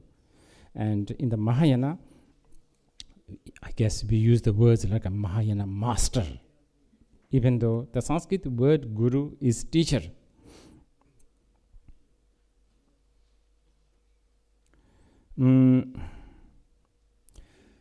Yes. Concept, Vajrayana's guru concept is not in the Sharvakayana. Please make note of that. Vajrayana's concept of guru is not in the Sharvakayana. Not only is not in the Sharvakayana, it's not in the Mahayana also. Therefore, both the Sharvakayana and the Mahayana also don't talk about the pure perception and so on and so forth. It's not in there. So, guru and the pure perception is very exclusive Vajrayana thing. And you need to know this. And I'm emphasizing this because, as I said earlier, you don't have to practice the Vajrayana. There is whole beautiful Sharvakayana and Mahayana path that you can choose, where you don't have to go with these criteria of samaya, guru devotion, pure perception, and so on and so forth. But again, I'm sorry, maybe you are getting bored with this. Again, I have to come back to the Tibetan mishandling of the guru business. Guru, as it is known in the Vajrayana, is so personal and so individual. But you know what happened? In places like Tibet, many guru become a head of an institute. I mean, theoretically, it's possible. Theoretically possible, but there is a lot of precarious situation here. You know, this is something that I think the Tibetan Lamas really have to know. To be a head, to be a guru of a somebody, and to be a head of a non-profit organization, transparency, good governance, you understand, the public funding, public whatever, there's a different category. Personal guru, this is important that you know. And I was just saying yesterday, for instance, like many people think like all Tibetans' root guru is His Holiness Dalai Lama. It is not. They each have their own, Tibetans even, they say it by this, as a saying, they say this. Sato to Sempa Jayana, Semto to Sanje Chik, or something like this. They said that even though there is 100 Buddhas on earth, in my mind, there's only one guru. So, this is the sort of Tibetan, sort of saying. And this actually happens even now. I remember very well when I was receiving teaching from His Holiness 16th Karmapa, Rangjung Rigpa Dorje, in Nepal. There used to be this practitioner, a yogi, who stays in mountain, cave, and he will come to receive teachings from this old Lama. We call him Devu Rinpoche. I still, he's very old, very, very good Lama. This Lama would come only to receive teachings from him. And meanwhile, all these grand teachings from the 16th Karmapa is going on. He will not receive. He will receive from this Devu Rinpoche, who is really not highly ranked Lama, any of that. He will just receive one or two instructions and he leaves. Like giving you as an example. So, Guru, to take the Tantric Guru is a very, very individual and a personal thing. Head of the state, head of the monastery, head of an institute, head of a non-profit organization. That's different. But many times when these two gets mingled up, things get very complicated. And this need to sort it out. Somehow we need to at least talk about this. I think this is one very important thing to discuss. I think it's, but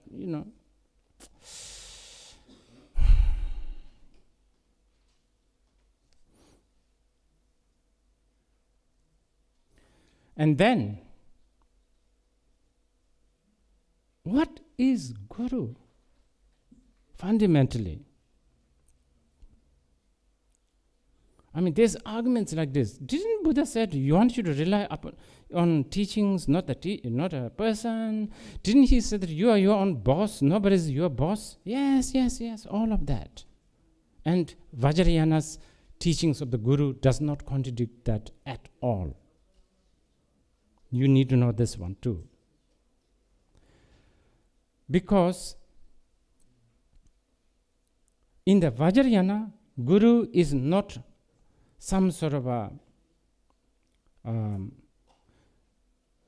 the Vajrayana, Guru is not only a person to whom you surrender. Guru is the Buddha, Guru is the Dharma, Guru is the Sangha, Guru is everything. Guru is the path. And this is the unique teachings of the Vajrayana. Okay, when we talk about a Guru, and this is important, and again, this is mishandled, especially in the East. Even in the Mahayana, I have noticed this. Also, definitely within the Tibetan. When we talk about a Guru, we usually talk about outer, inner, and the secret Guru. Inner and the secret Guru is none other than your own mind. I just want to put it very simply. That is something that you have. Outer Guru is a means. It's not the end. It's like a finger. It's not the moon. Moon is inner Guru and the secret Guru. But with the help of the outer Guru, you understand the inner and the secret Guru.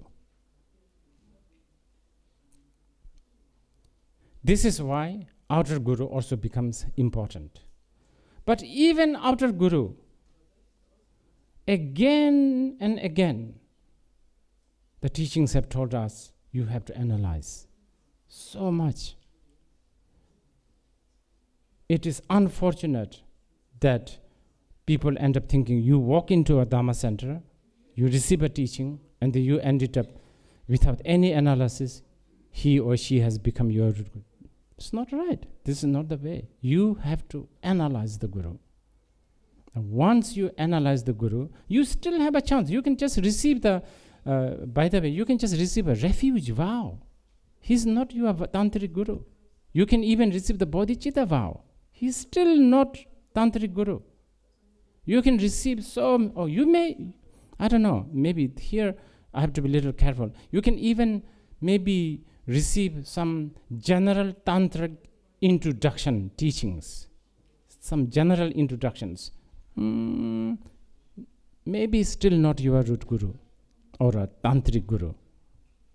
But if you, after analysis, after a thorough contemplation, and then you want to elevate yourself to a practitioner that really wants to choose this path, because it's an adventure. It's a really very dangerous adventure. I think it was Matthew Ricard. I think he gave the example of what mountain climber and the coach. You can climb some small hill and you can have a coach. Not to worry so much. But if you are climbing some really, really dangerous, you have to trust this coach, and the coach also has to trust you, because you can both fall and die.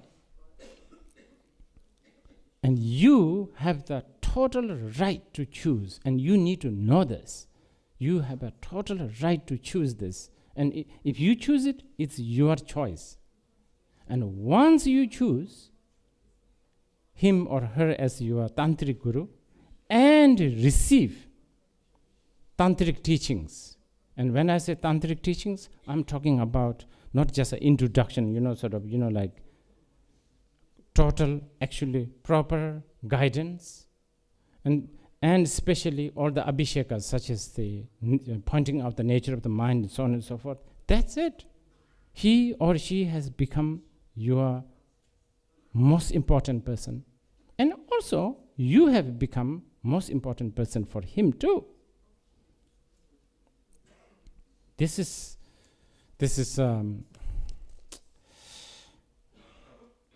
what do you call it? This is important to know. And going back to the outer, inner, and secret guru, this, I need to tell you this a little bit. In the practice of the guru devotion, there's something called guru yoga, as some of you may know. Show me one guru yoga where guru does not dissolve into you. What does that mean? It actually means guru is not external. But this, I'm not saying that the Tibetan Lamas have abused this. Oh yes, they do. They still do, and they have done it before. What they have done is they made, I don't know, political influence, all kinds of influence. They abuse this system and what do you call it, violate the Vajrayana system. That's really, the Lama himself, he will suffer with these consequences. Absolutely not acceptable. But there's always a human habit.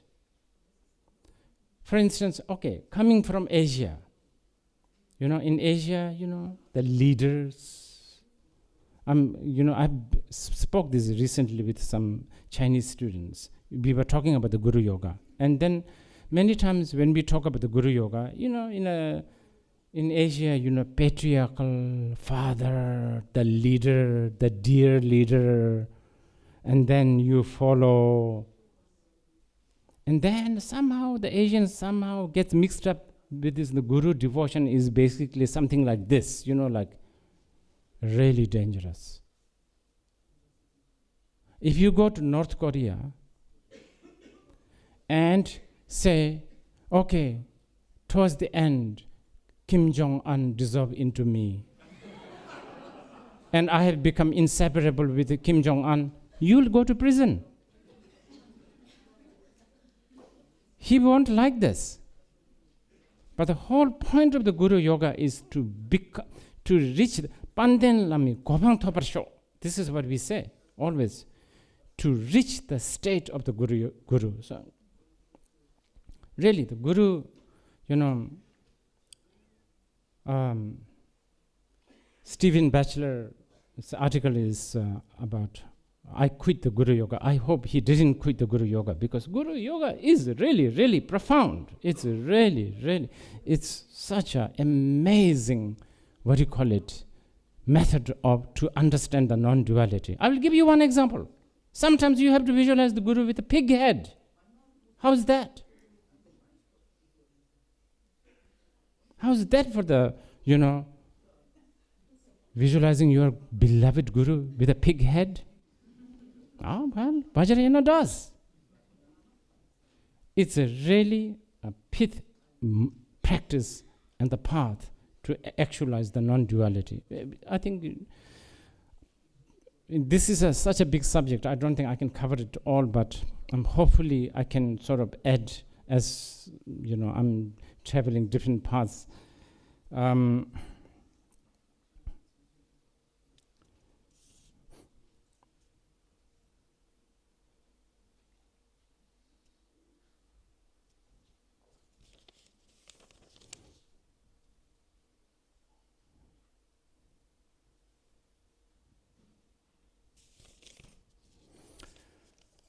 Maybe questions? I don't know.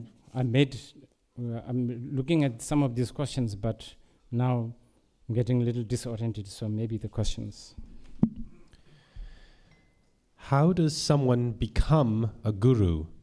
Is there a difference between becoming a guru and a Vajrayana master?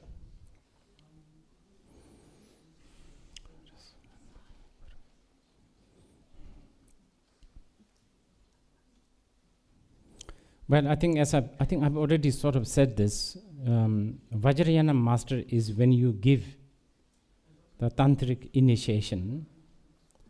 How does one become teacher? General teacher, when you dedicate, when you teach,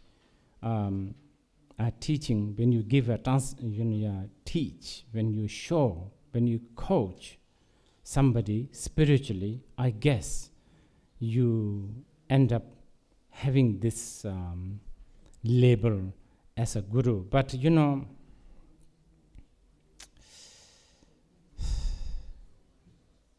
I know there's just so many who wants to become guru. If only they know. I'm not only talking about its challenges, the obvious challenge, but wow.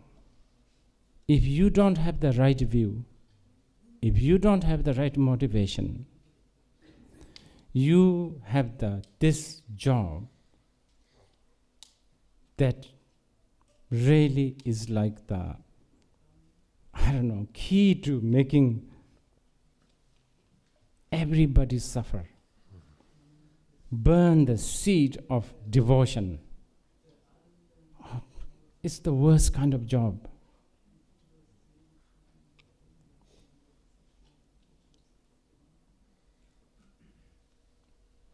So, what was the question? How to become the guru? How does someone become a guru? I see, yeah. I think that's good. Okay, next question.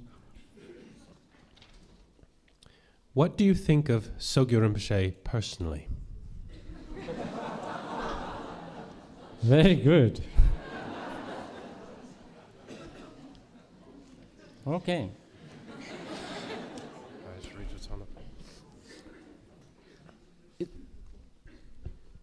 First, I'm not a Mahasiddha. I have to tell you this. And this is not just an exhibition of usual Tibetan phony humility. This actually is a bit of a disclaimer. Really. I'm not a Mahasiddha. So, what I'm saying is how I see, doesn't matter Sogyo Rinpoche, even Donald Trump. All my projection is a projection of a sentient being who is defiled, narrow-minded, lopsided, prejudice, all of this. You understand? So, whatever I say, please don't take it as a command of a Buddha. My word is just my own projection, and this I want to tell you first. I'm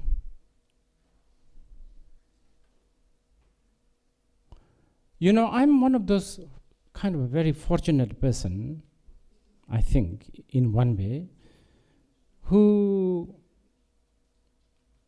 had the opportunity to see some of these amazing masters. When I was growing up, there was a lot of them. Oh my, so many. Every direction there's one great master. Okay? Now, for some reason, I have been introduced and recognized and sort of enthroned as the incarnation of Khyentse Rinpoche. I sometimes think that this is the first ever karmic mistake.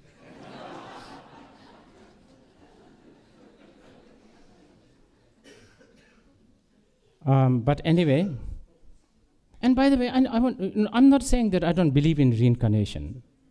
I just can't believe that I'm a reincarnation of this great being. And I've actually, and this is something so beautiful, this is beside the point here, but I want to tell you this. I expressed this to Khyentse Rinpoche. I clearly remember this in Paru Chichu. I said, Rinpoche, I don't believe at all I'm a reincarnation of Khyentse Rinpoche. You know what he said? Good. You keep on thinking this. This is good for you. This is how, even though I've been sort of being very critical towards the Tibetan system, there are parts of the Tibetan upbringing, the spiritual training, they are so beautiful, so amazing, so sophisticated. And I still remember this, keep on thinking that. And then years later, I don't know, as if he remembered what he said, he called me, this is in Nepal, and he said, if you ever doubt that you are not, you are not who you are supposed to be, then he said, you should pray to Dzongsar Khyentse Rinpoche and Khyentse Chokyi Lodro and pray to them to fulfill their aspiration. What a nice things to hear.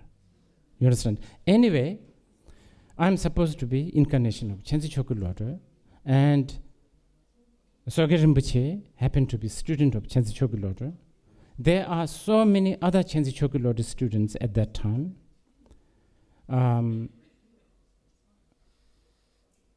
So that is the connection. But I have not spent time with Sogyal Rinpoche because I didn't need to. As I said earlier, there were many other teachers and there were many other, students of Khyentse Chokyi Lodro who I can refer to. And I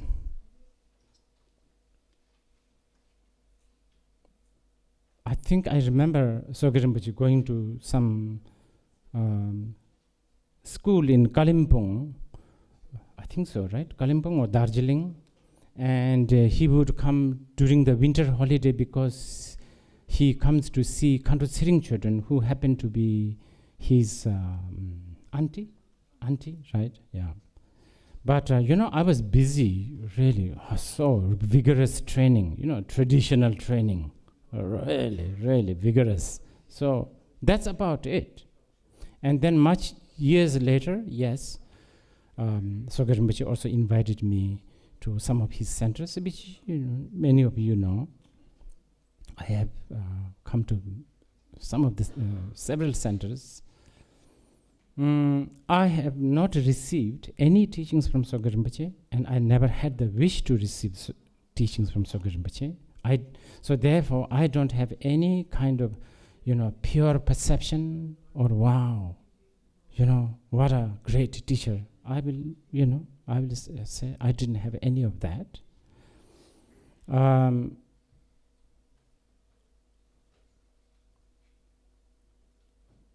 I was always very amazed about Rigpa and Rigpa phenomena. And as the year goes by, I felt Rigpa is a very important entity. It is a very important sort of vessel for the propagation of the Buddha Dharma in general, and especially Vajrayana. And this is really a doing of Sogyal Rinpoche. For that, I rejoice. And then another thing about Sogyal Rinpoche, unlike many Rinpoches who are always so, protective of their turf, Sogyal Rinpoche seems to bring all sorts of teachers to you, which is, something kind of not, other lamas don't do this. Yes, some people may argue saying, that's just to build his own authenticity, what do you call it, like to build his, credential, whatever. Okay, yeah, why not, both side argument, I can understand, people can feel, but, many of people here and many other parts of the world, you had encountered great masters such as Jabji Dujam Rinpoche, Tengu Khyentse Rinpoche, Tushik Rinpoche. I mean, they're all here. His Holiness Dalai Lama, due to, Sogyal Rinpoche's,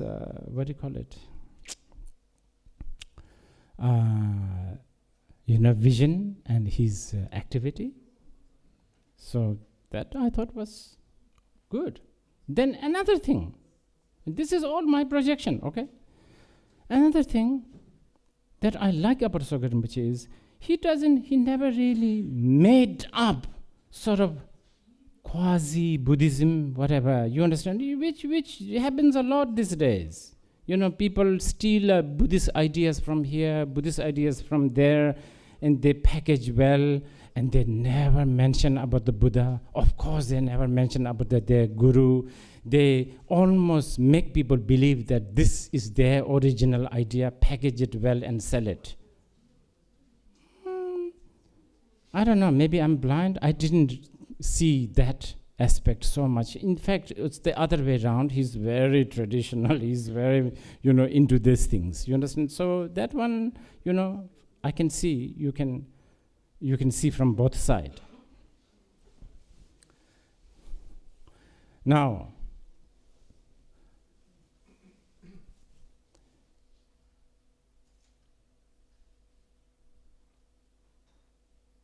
one thing, and this I have expressed this to Dzongsar Rinpoche himself, not much, 1 or 2 times, because every time I mention this, he gets a little bit, I don't know, unhappy is not the right word, maybe, a little bit uncomfortable.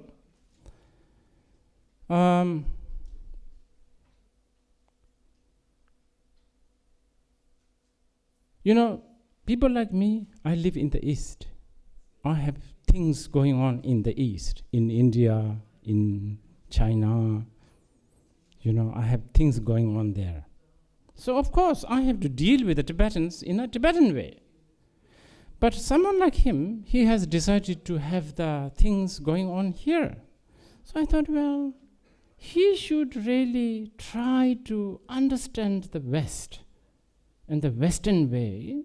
I don't know, from my very limited point of view, I feel that he's imposing so much the Tibetan stuff. But then, many students also like these things. Even, I myself have some students in California who really, I always, emphasize chanting in English. And there are, some old Dharma students, Westerner, they oppose. Totally, it doesn't sound good. In the Tibetan, it sounds nicer, blah, blah, blah, all of this. You understand? So, from both sides. But I will have to say, this is always something that I have been, I've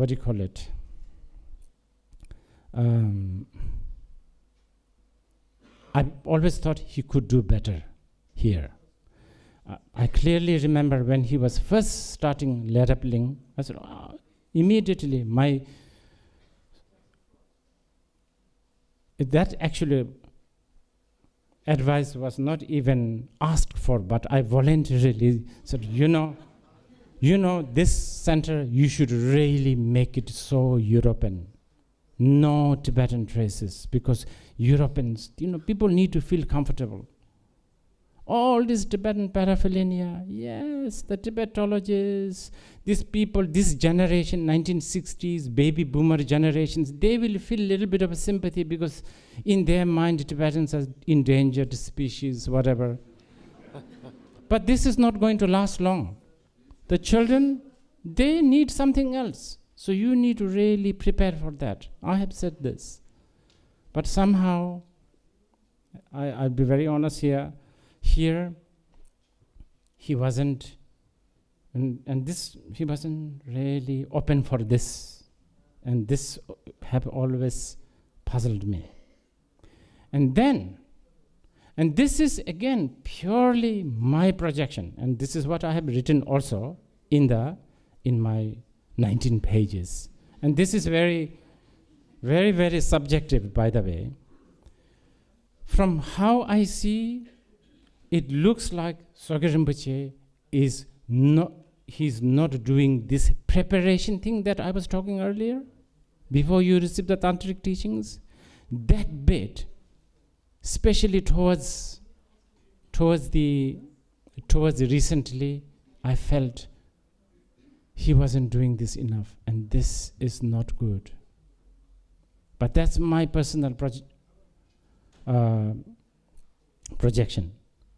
I mean, I have met students who didn't even know that the 3 words of Garbhoji is the Vajrayana. But on the other hand, many people also said that this same student has been there in the teachings for 20 years. And they have heard that Vajrayana teach, this is a Vajrayana. So, there's a lot of, but my gross generalization, gross projection of Dzongsar Rinpoche is the preparation part maybe is lacking, and this is not good. And,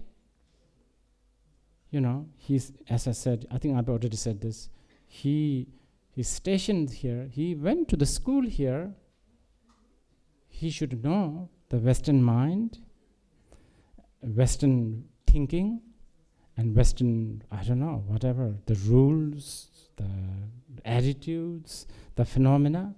So this has always been a little bit of a puzzlement for me. In light of what's happened, how can we serve Dzongsar Rinpoche today? I think those who are totally devoted to Rinpoche, no matter what, fantastic. You have chosen this path. You have done it soberly. You have deliberately done this. Now you should, yes, it's really good that you are even asking question how to serve your teacher. Now you should serve by promoting study, analysis, and a critical thinking of the Vajrayana Buddhism and the Dharma. That, because Dharma is at the end is much more important. So study and the practice is the way to serve Rinpoche. What are the signs and features whereby an unknowing Western person like me can tell that the essence of the Vajrayana is given genuinely and completely? And what indicates that I understood the doctrine properly? Since the Vajrayana seems to be perfectly self-contained, is it even possible to translate such perfection into the West or any other culture? I think it is possible to translate. But anyway, here I think it's a similar, connected to the earlier answer. Here again, you need the preparation. You need to study. You need to really analyze. Only through that, then you can also be prepared for the Vajrayana. What does it mean nowadays, and what did it mean in ancient times in the Buddhist world, to offer one's body, speech, and mind to the three jewels or to a master?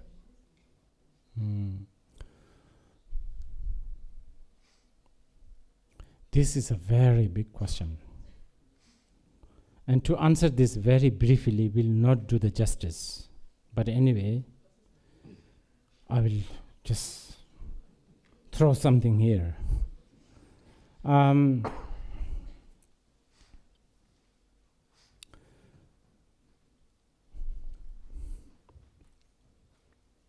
don't know. So this is the thing. This is what I said. These things should not be even discussed in the public. But it's too late. So now we have to, because there's an issue here. So we have to discuss, isn't it? In the Vajrayana, there are many different kinds of practices. One practice is called mandala offering, for instance. And this is one angle, one angle. And by the way, the mandala offering, even though it may not be called mandala offering, it exists even on the Sharvakayana and the Mahayana level. People in the Sharvakayana and the in the Sharvakayana, have you been to Burma? They offer alms to the monks. In the Mahayana, also there is an offering of flowers and incense, and then if you can even give up your body to the hungry tigers, so on and so forth, remember? Now in the Vajrayana, the most supreme method, the most supreme offering is your inhibition. You are supposed to offer your inhibition. This is just one example. And your inhibition usually is nestled, like hidden in the 3 shells. And those 3 shells are called body, speech, and mind. So you crack these 3 shells, and then you let go all these do's and don'ts. And so that's what it is talking about. It's a deep subject, but needs much more explanation. And please, based on what I've just told you, don't immediately jump and make a commentary. Instead, please further study. Whether you want to criticize or whether you want to praise, further study. Okay. What the Dalai Lama and Mingyur Rinpoche are saying, and what you, Organ Topkyo Rinpoche, and Khenpo Namdrol are saying, are 2 different things. Can you please clarify? Very good. Organ Topkyo Rinpoche is there also?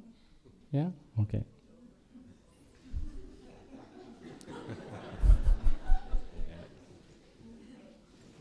How do I begin this?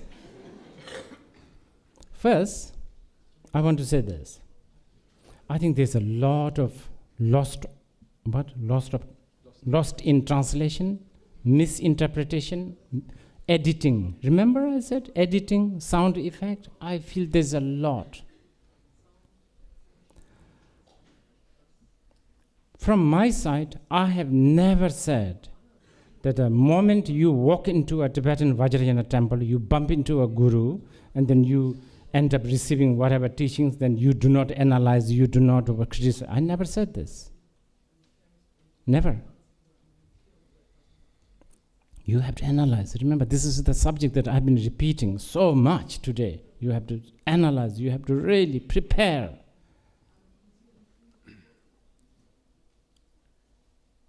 Jigme Lingpa said this also.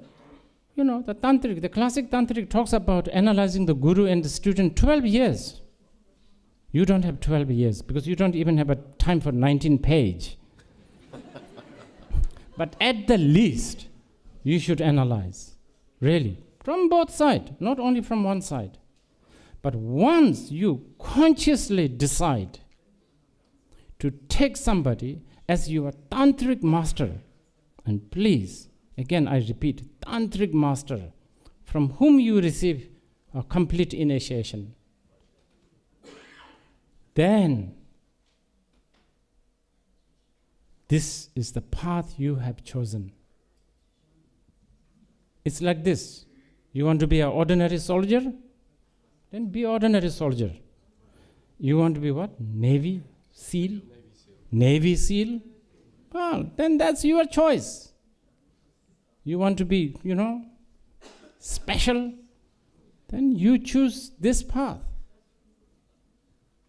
But you have to decide this first. There is one mention I have to clarify. If you choose this tantric master, thorough examination, everything, but you ended up bumping, you realize that this man is not a good man. He's a lunatic. He's crazy. He's harming everyone. Then what do? Try your best to have the pure perception, but if it is not working, quietly distance yourself. There is a mentioning like that in the Karma Changme, from the Karma Changme teachings and stuff like that. Quietly. You don't want to make big mess. And then do the tsok offerings and so on and so forth. But other than that, you cannot. This is the path you have chosen. Now, I think the question is about what His Holiness Dalai Lama said. And Mingyur Rinpoche. Okay. The Mingyur Rinpoche is one, I don't know. I'm a little bit puzzled with this one because His Holiness Dalai Lama, not once, not twice, many times, he have said, and it's even written and is made into books. I don't know whether you have read it. When he gave teachings, he said, general teachings, talk, philosophy talks, is okay. everybody can listen. But anyone who is about to receive a vow, he said this vow, and especially Vajrayana initiation from him.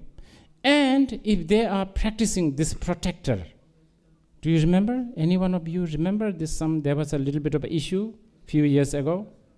Anyone who practices these protector, he requested them to leave. Why does he have to do that? If you keep on receiving the initiation, keep on scrutinizing the Guru, keep on criticizing the Guru, keep on having the pure, impure perception whenever you want, or whenever you can, or whenever you need it, then no need to go through this analysis. Not only that, if you can still have that kind of analysis and impure perception, then why do the tantric texts have to emphasize on analyzing the Guru in the beginning? You understand what I mean? Why do you have to analyze first? I mean, they are talking about 12 years of analysis. Skip that, because you can still analyze later. You know what I mean? And then I will tell you something which is sort of puzzling for me. As I said, Guru devotion, pure perception, is a practice that you have to choose. You choose consciously. You are supposed to choose this. I know many people may have not, but that's how the tantric, this is why I wanted to explain. The tantric, according to the tantric rule, this is the path. You choose, and then you practice that pure perception. No matter what happens, you try to see this is your projection, this and everything is pure, so on and so forth. There's a lot of, instructions.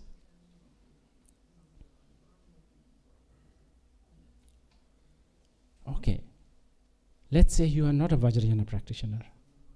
Let's say you are a Mahayana practitioner, okay? Let's say Vajrayana is too strange, cultish, feudalist. Let's forget Vajrayana. Let's practice Mahayana. Okay, so you have become a Mahayana practitioner. What is the essence of the Mahayana practice? Compassion, isn't it? And you are supposed to have a compassion to all sentient beings unconditionally. You can't say, I will have a compassion towards some Africans in Rwanda, but not Donald Trump. You can't. That is the path you have chosen. And you can't also choose, I will have a compassion towards this man as long as he behaves. You are supposed to have compassion no matter what he does. Is he a good boy? Have compassion. Bad boy? Compassion. Tail growing suddenly? Compassion. Horn growing? Compassion. This is the path you have chosen.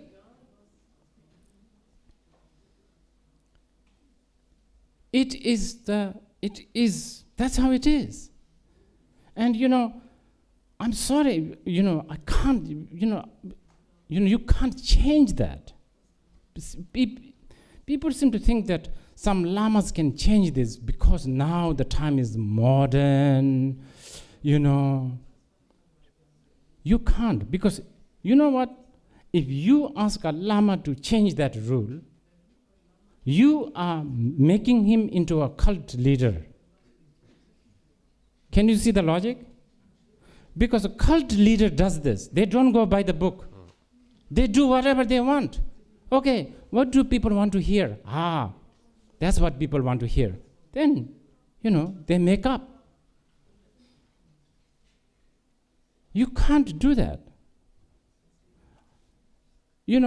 As I said right in the beginning, I'm not an enlightened being. I'm a sentient being. I have desire, I have anger, I have ambition. I have, agendas. I'm very,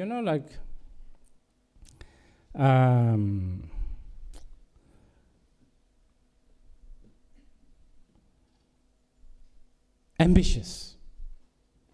And in this day and age, if I follow my ambition, I should be saying, yeah, whatever general people want to hear. I make it up. Mindfulness, breathe out, breathe in, and then after a week later you read maybe a magazine and see what is the current trend, current fashion, and then change the meditation method a little bit. I can make millions. But if you want to really follow up, by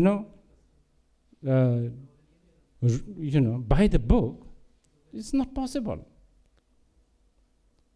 So what I'm saying is there must be a misinformation or mistranslation. As for this person called Ojin Tobje Rinpoche, who I know very well, and I had actually just recently, I had a really, why did you say these things? What he talked about, and it's so interesting talking to him. First of all, as I said earlier, very few Tibetan Lamas even know about the Western world. Not only they know about the Western world, I don't think they don't even want to know. They don't. This is what I wrote in my 19-page thing. The only guy I feel that someone who really paid a little bit of attention is Chogyam Trungpa. I thought. Oji Rinpoche admits, he said, I'm not interested. And he doesn't pretend that he knows. He says, I'm not interested. There is a very conflicting thing that is going on in the Tibetan mind. One, they're not interested. Another is a little bit of an inferiority complex. They always think, oh, Westerners are very smart. Westerners are smart. And this is exactly, I get the response from him. I was talking about the analysis and guru analysis, and maybe that may have not happened, blah, blah, blah. And Ojin Tobje Rinpoche said, really? Westerners, even when they eat one food, they analyze how much gluten, how much sugar. How come they didn't analyze Soge Rinpoche?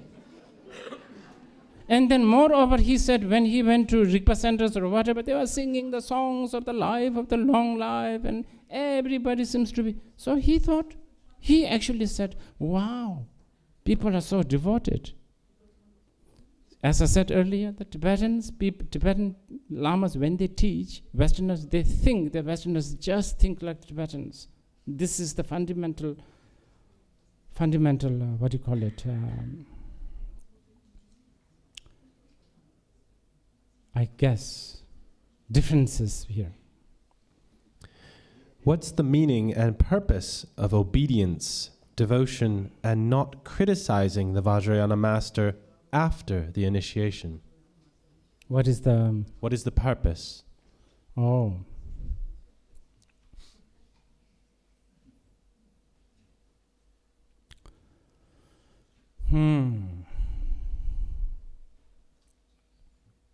Oh, this is a really big one. Unfortunately, not much time, but let's try.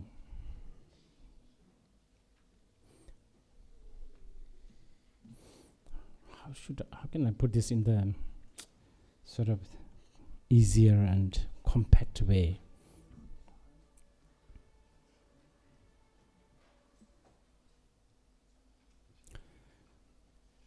A realization of the non-duality is one single aim from the Sarvakayana to the Vajrayana. Okay? How do the Sarvakayana do this? Through practicing like a revulsion towards the samsara, disciplining themselves with, not eating dinner. I don't know, so many ways. That's how they slowly try to actualize the non-duality.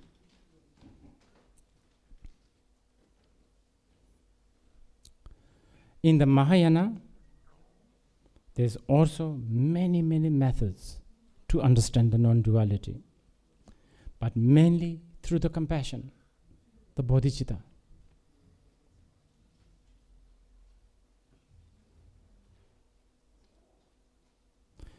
Then, in the Vajrayana, on top of that, I have to emphasize this, on top of the Sarvakayana practice and the Mahayana practices,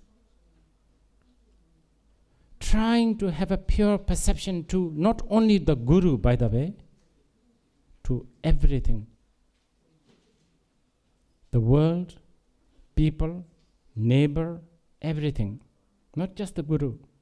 This is again partial, information. But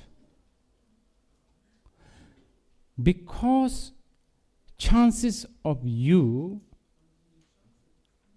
exercising the pure perception towards someone like Donald Trump at this point is less, then you choose someone you admire and respect. And that happened to be the Guru. And as I said earlier, I think I've already said this, also when you pray to the Guru or when you practice the Guru Yoga, Guru is beyond man, woman. Guru is often, many times, visualized as another form, and most importantly, you and the Guru become inseparable. That is the quintessence of the Guru Yoga. So in order to actualize the non-duality, Guru Yoga becomes very important. That was the question, isn't it? What is the meaning and purpose of obedience, devotion, and not criticizing the Vajrayana master? Okay. So, once you choose the Guru, you try to train your mind, this mind that always keep on seeing faults, that keeps on wanting to rebel. You try to train that mind through obedience, through not criticizing, through trying to see as wisdom, as a display of the wisdom. This is your personal, individual, custom-made practice that you have supposedly chosen. What does it mean when lamas like Khenchen Namdrol talk about going to hell? You talked about Vajra hell in your article.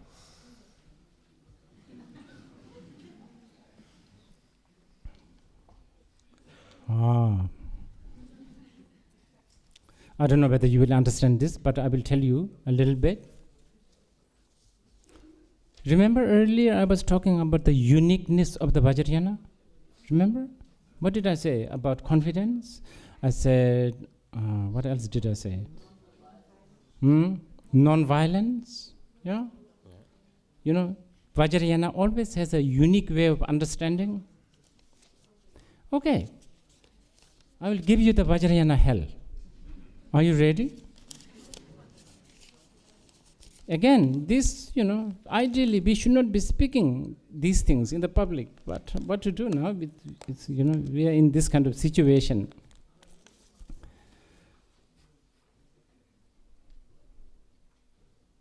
And this will need a little bit of twisting of your mind, I guess. So prepare for this. Vajrayana hell. Don't imagine it's like burning iron, cauldron with what? Lavas, hell's guardian with a saw, chain. Those are kindergarten hell.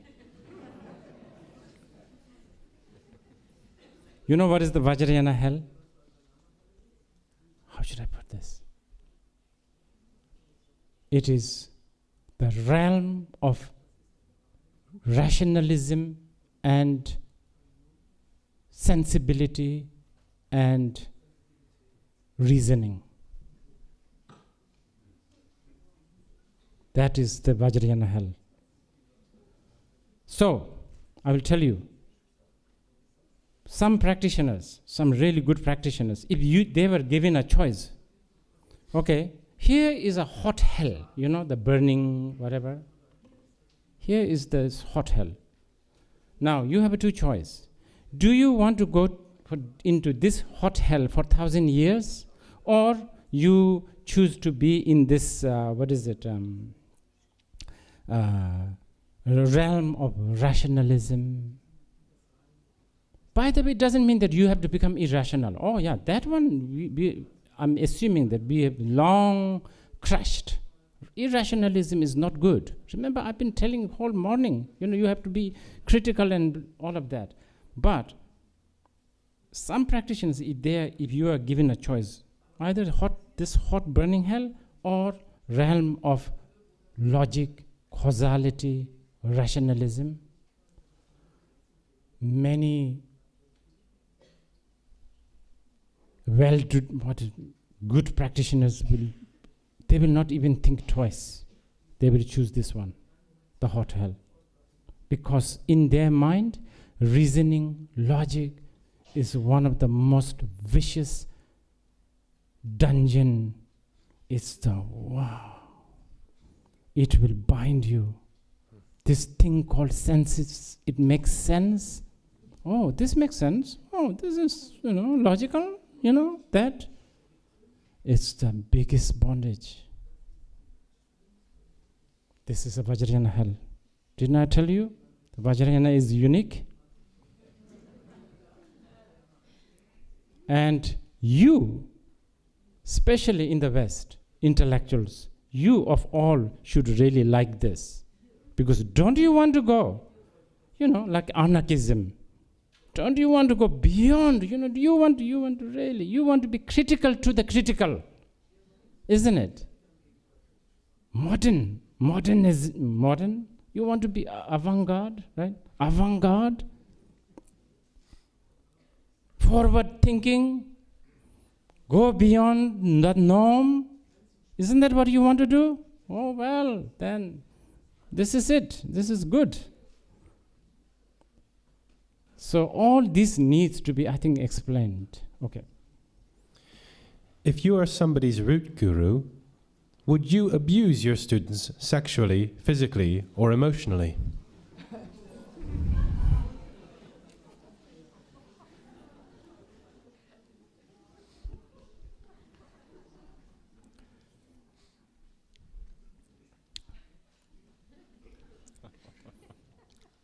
If I'm a Mahasiddha, and if my doing this, if I'm a Mahasiddha, and if my doing any of these categories, sexually, physically, whatever, if this is going to benefit this sentient being, yes, I will do it. No doubt. Not even blink, I will do it. If I don't do it, I'm not compassionate. If I'm not a Mahasiddha. And obviously, I'm not a Mahasiddha. Me, this one, I'm not. So me, I'm this, as I've told you many times, ignorant being, defiled being. What was the question? If you're somebody's root guru, would you abuse your students sexually, physically, or emotionally? No, because I have agendas. I want to have a good reputation. I want to be respected. I don't want to lose my students. Although recently, my reputation is sort of going down. I have to be a little bit careful here. You know what I mean? I won't, because I'm smart. Either if you are a Mahasiddha, then you will do this out of compassion. If you are mad lunatic, you will do it because you are mad and lunatic. But I don't think I'm yet mad. I don't think so. But we never know. What happens. But so, someone who is ambitious, someone who, wants to have the attention of the people, someone who wants, I like it when there's so many thumbs up in my Instagram.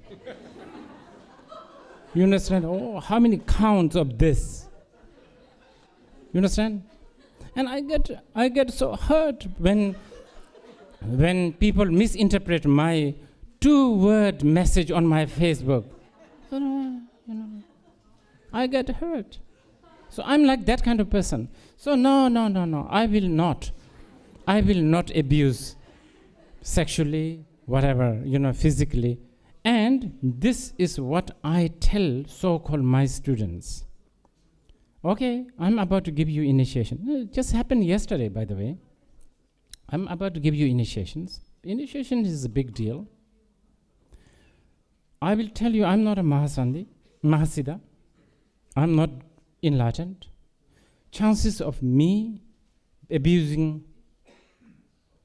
is very, I don't think so. I don't think I will consciously do it because I love my own, friends and reputations and attention and all of that. I told you.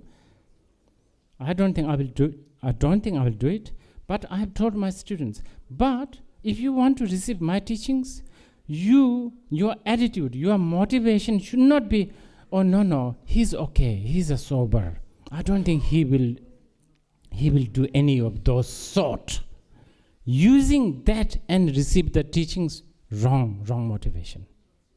If you want to receive initiation from me, a Vajrayana initiation, which by the way, I will not suggest, don't receive any Vajrayana teachings, but let's say somebody wants to receive a Vajrayana teachings, Vajrayana initiation from me, you have to come with a total preparation. Anything can happen. You have to, that's the tantric way.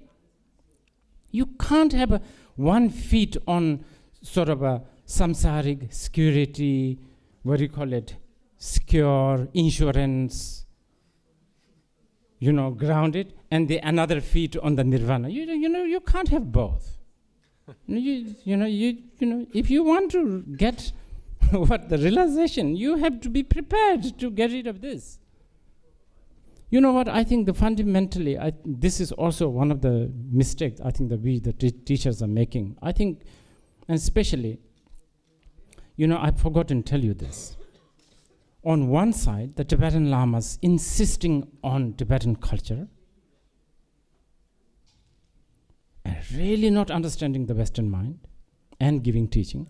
On the other side, now there are many modern teachers, modern Western teachers also, whose teachings are firmly rooted on the samsara, both feet. It would have been even slightly better if 1 foot is sort of tempting to go to the, nirvana. But all the mindfulness, blah, blah, blah, this ethic, all firmly rooted on the samsara, doing the right thing, all of that. Between these two, I think Buddhism will die. And that's so sad. And you should not let that happen. Okay. If the Vajrayana requires a student to obey a guru completely, does the guru have the right to beat and punch students?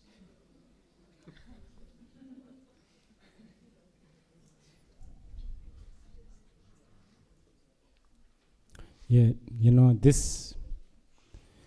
I appreciate this question because this is the result of the misinterpretation, partial information of the Vajrayana teaching. I would love to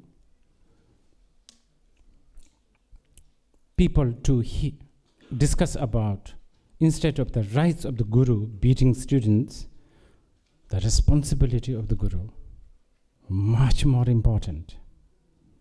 His or her responsibility of the student, their enlightenment, primarily, is the paramount. If the guru's action even damages, even a little bit, the seed of bodhicitta, pure perception, guru devotion, guru will have to take the responsibility far more than the student, because he should know better. Okay? So how should gurus and lamas behave? How should gurus and lamas behave?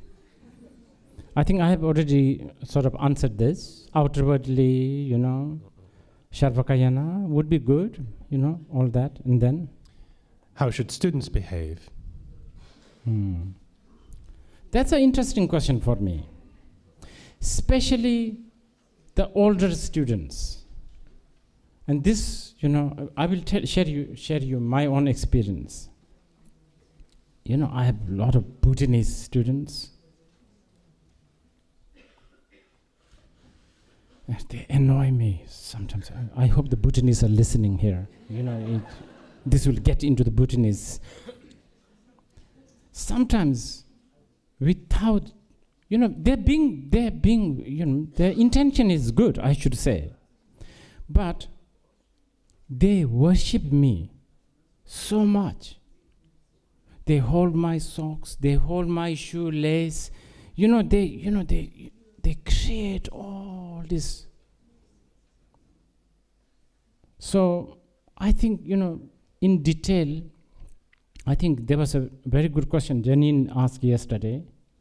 I forgot now. How was the question phrased? Would you like to question again? Wow.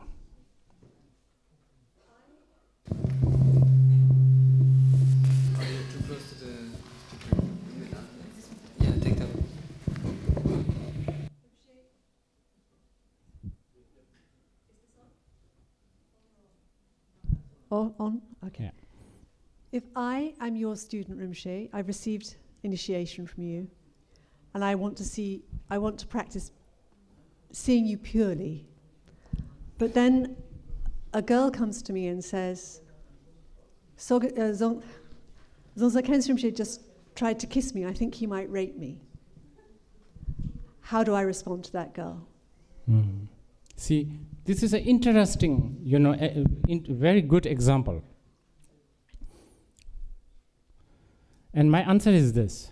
Let's say I'm readily available somewhere. You should tell me the situation. And if I'm good, I should tell you, yes, go and tell her Dzongsar Khyentse Rinpoche is an idiot. You understand what I'm saying? This is what you should say. Especially if she is new, her aspiration to practice the Dharma is just blossoming. If she is just entering into the world of the Dharma, you don't want to burn that. You should tell her.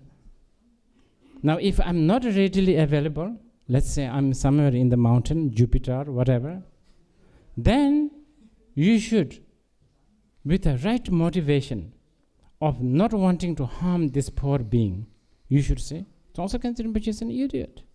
You should not go close to him. And then later, if you have the chance, you can report to me saying, hey, Rinpoche, I have told him this. And if I'm good, I said, oh, good, well done. You have done a good job. That's what I would say. Okay, maybe one more question and then we will end here. I'm sorry this has been so long for you. Okay.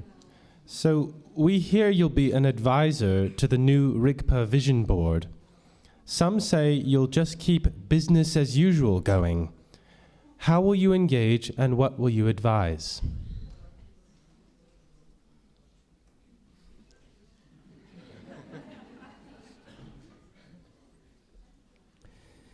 I think I've already done a little bit this morning. Study. I would really, really emphasize this. Create the study situation. Create the analytical situation. And then from there, we can go. And yes,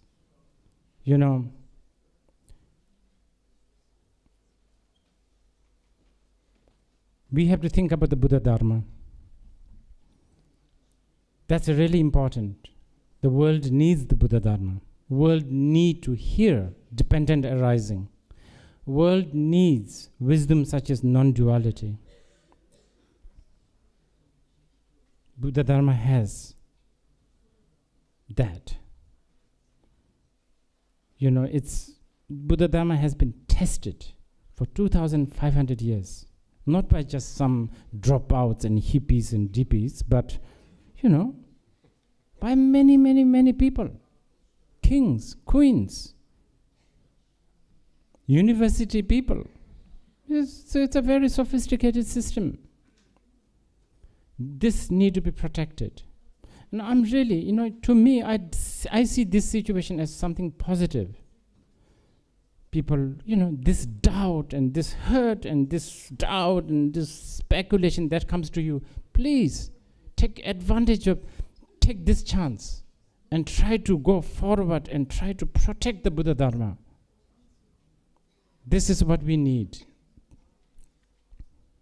And if you do that, I think it will, turning the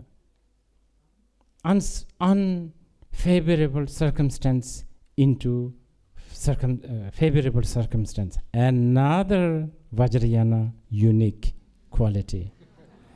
With this note, I think, I'm sorry this has been so long, but I hope this has at least stirred up your mind a little bit. And please be open and be compassionate and think big picture. And yes, because especially those who have taken the Bodhisattva vow, you have to think big. Some obstacles here and there, our attitude should be obstacles, let's face the obstacle and go more. That's the attitude. Okay, thank you.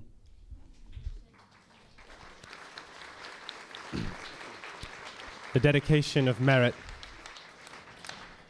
Through this merit, may all beings attain the omniscient state of enlightenment and conquer the enemy of faults and delusion.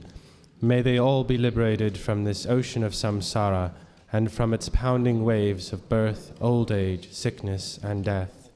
Just as the Bodhisattva Manjushri attained omniscience, and Samantabhadra too, all these merits now I dedicate to train and follow in their footsteps.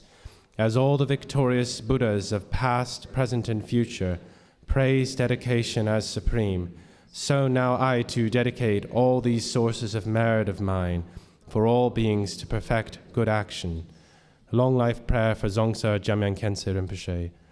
Om Svatsi, dance of wisdom and love, sovereign of the entire Buddhist teaching, the great Dharma ocean of the transmission and realization of the profound and vast, you have mastered through hearing, reflecting, and meditating. Supreme Incarnation, may your aspirations be fulfilled, and may your life and activity be infinite.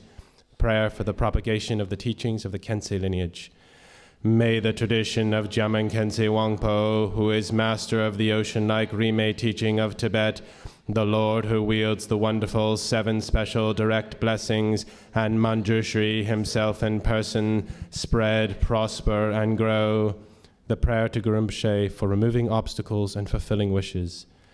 Embodiment of the Buddhas, past, present, and future, Guru Rinpoche, master of all cities, Guru of great bliss, dispeller of all obstacles, wrathful subjugator of Maras, to you I pray, inspire me with your blessings, so that outer, inner, and secret obstacles are dispelled, and all my aspirations are spontaneously fulfilled. Om Mahum Benza Guru Pema Siddhi Hong. Prayer for the tradition of Guru Padmasambhava.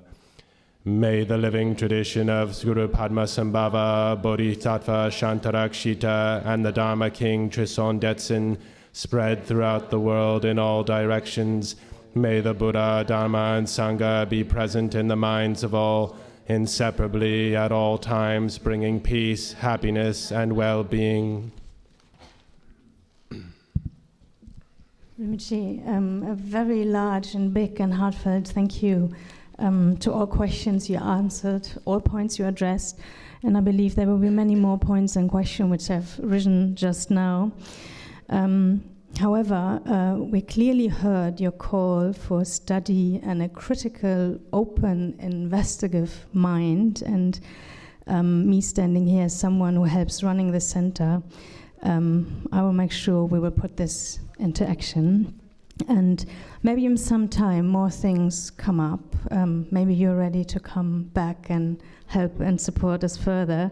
And until then, we pray that all your vision may be magically fulfilled and that you live very long. Thank you.